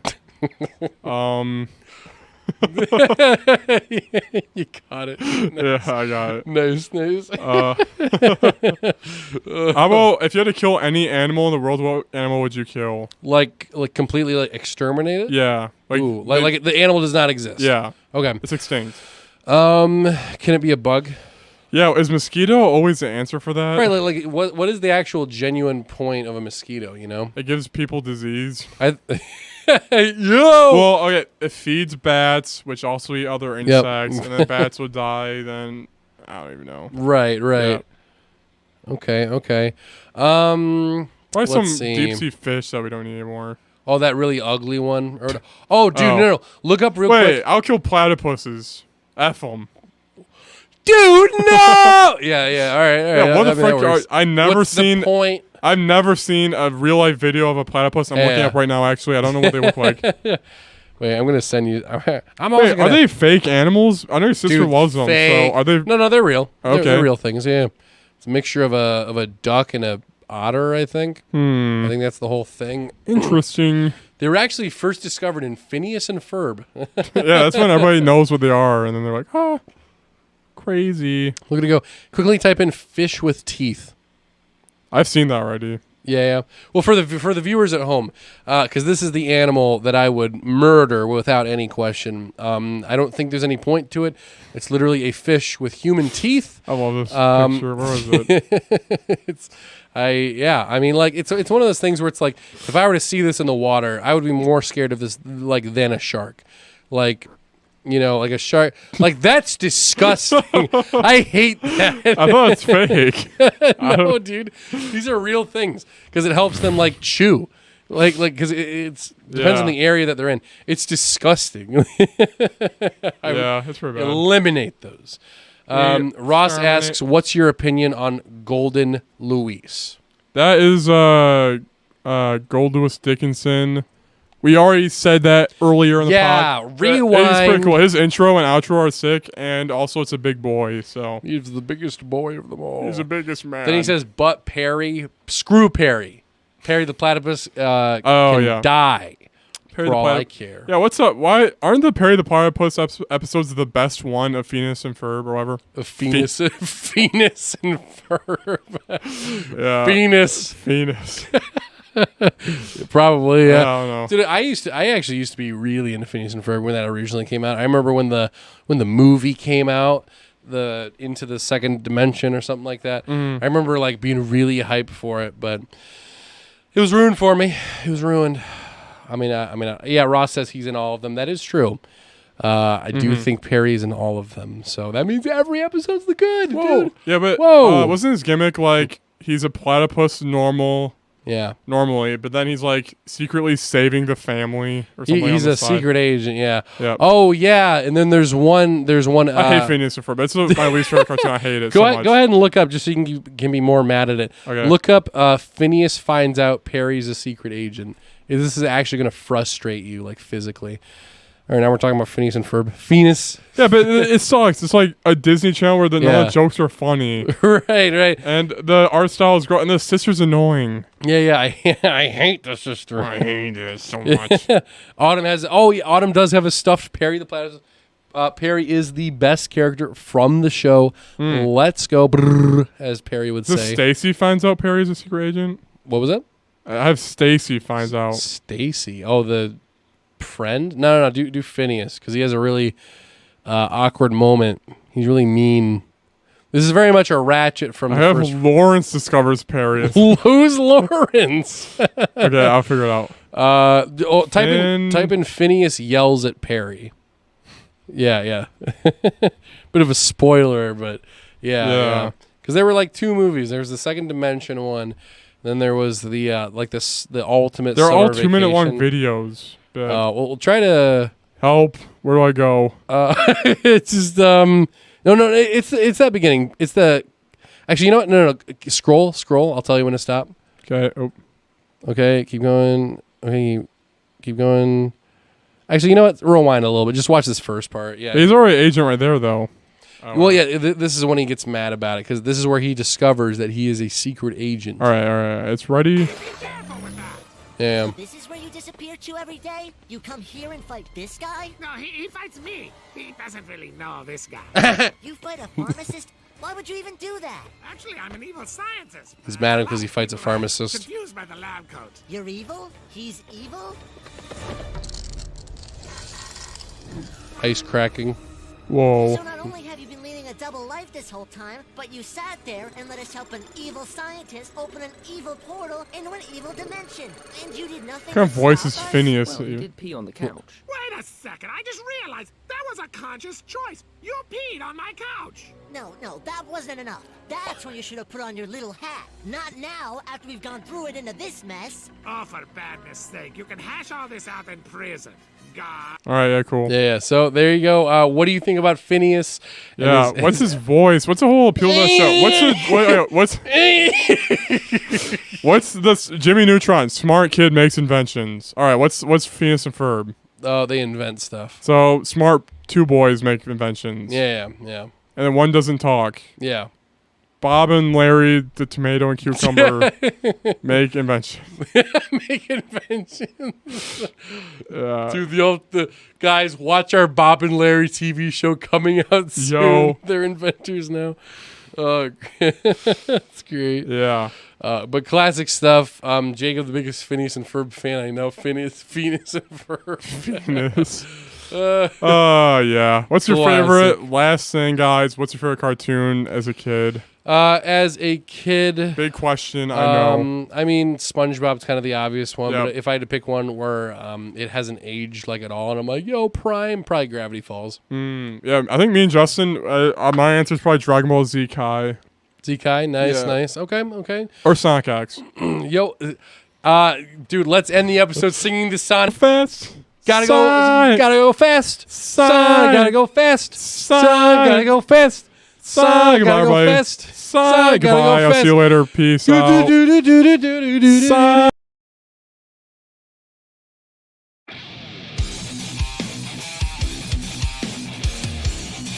H, Sonic I, Sonic L, Sonic M, Sonic N, O, P, Q, R, C, Y, and Z.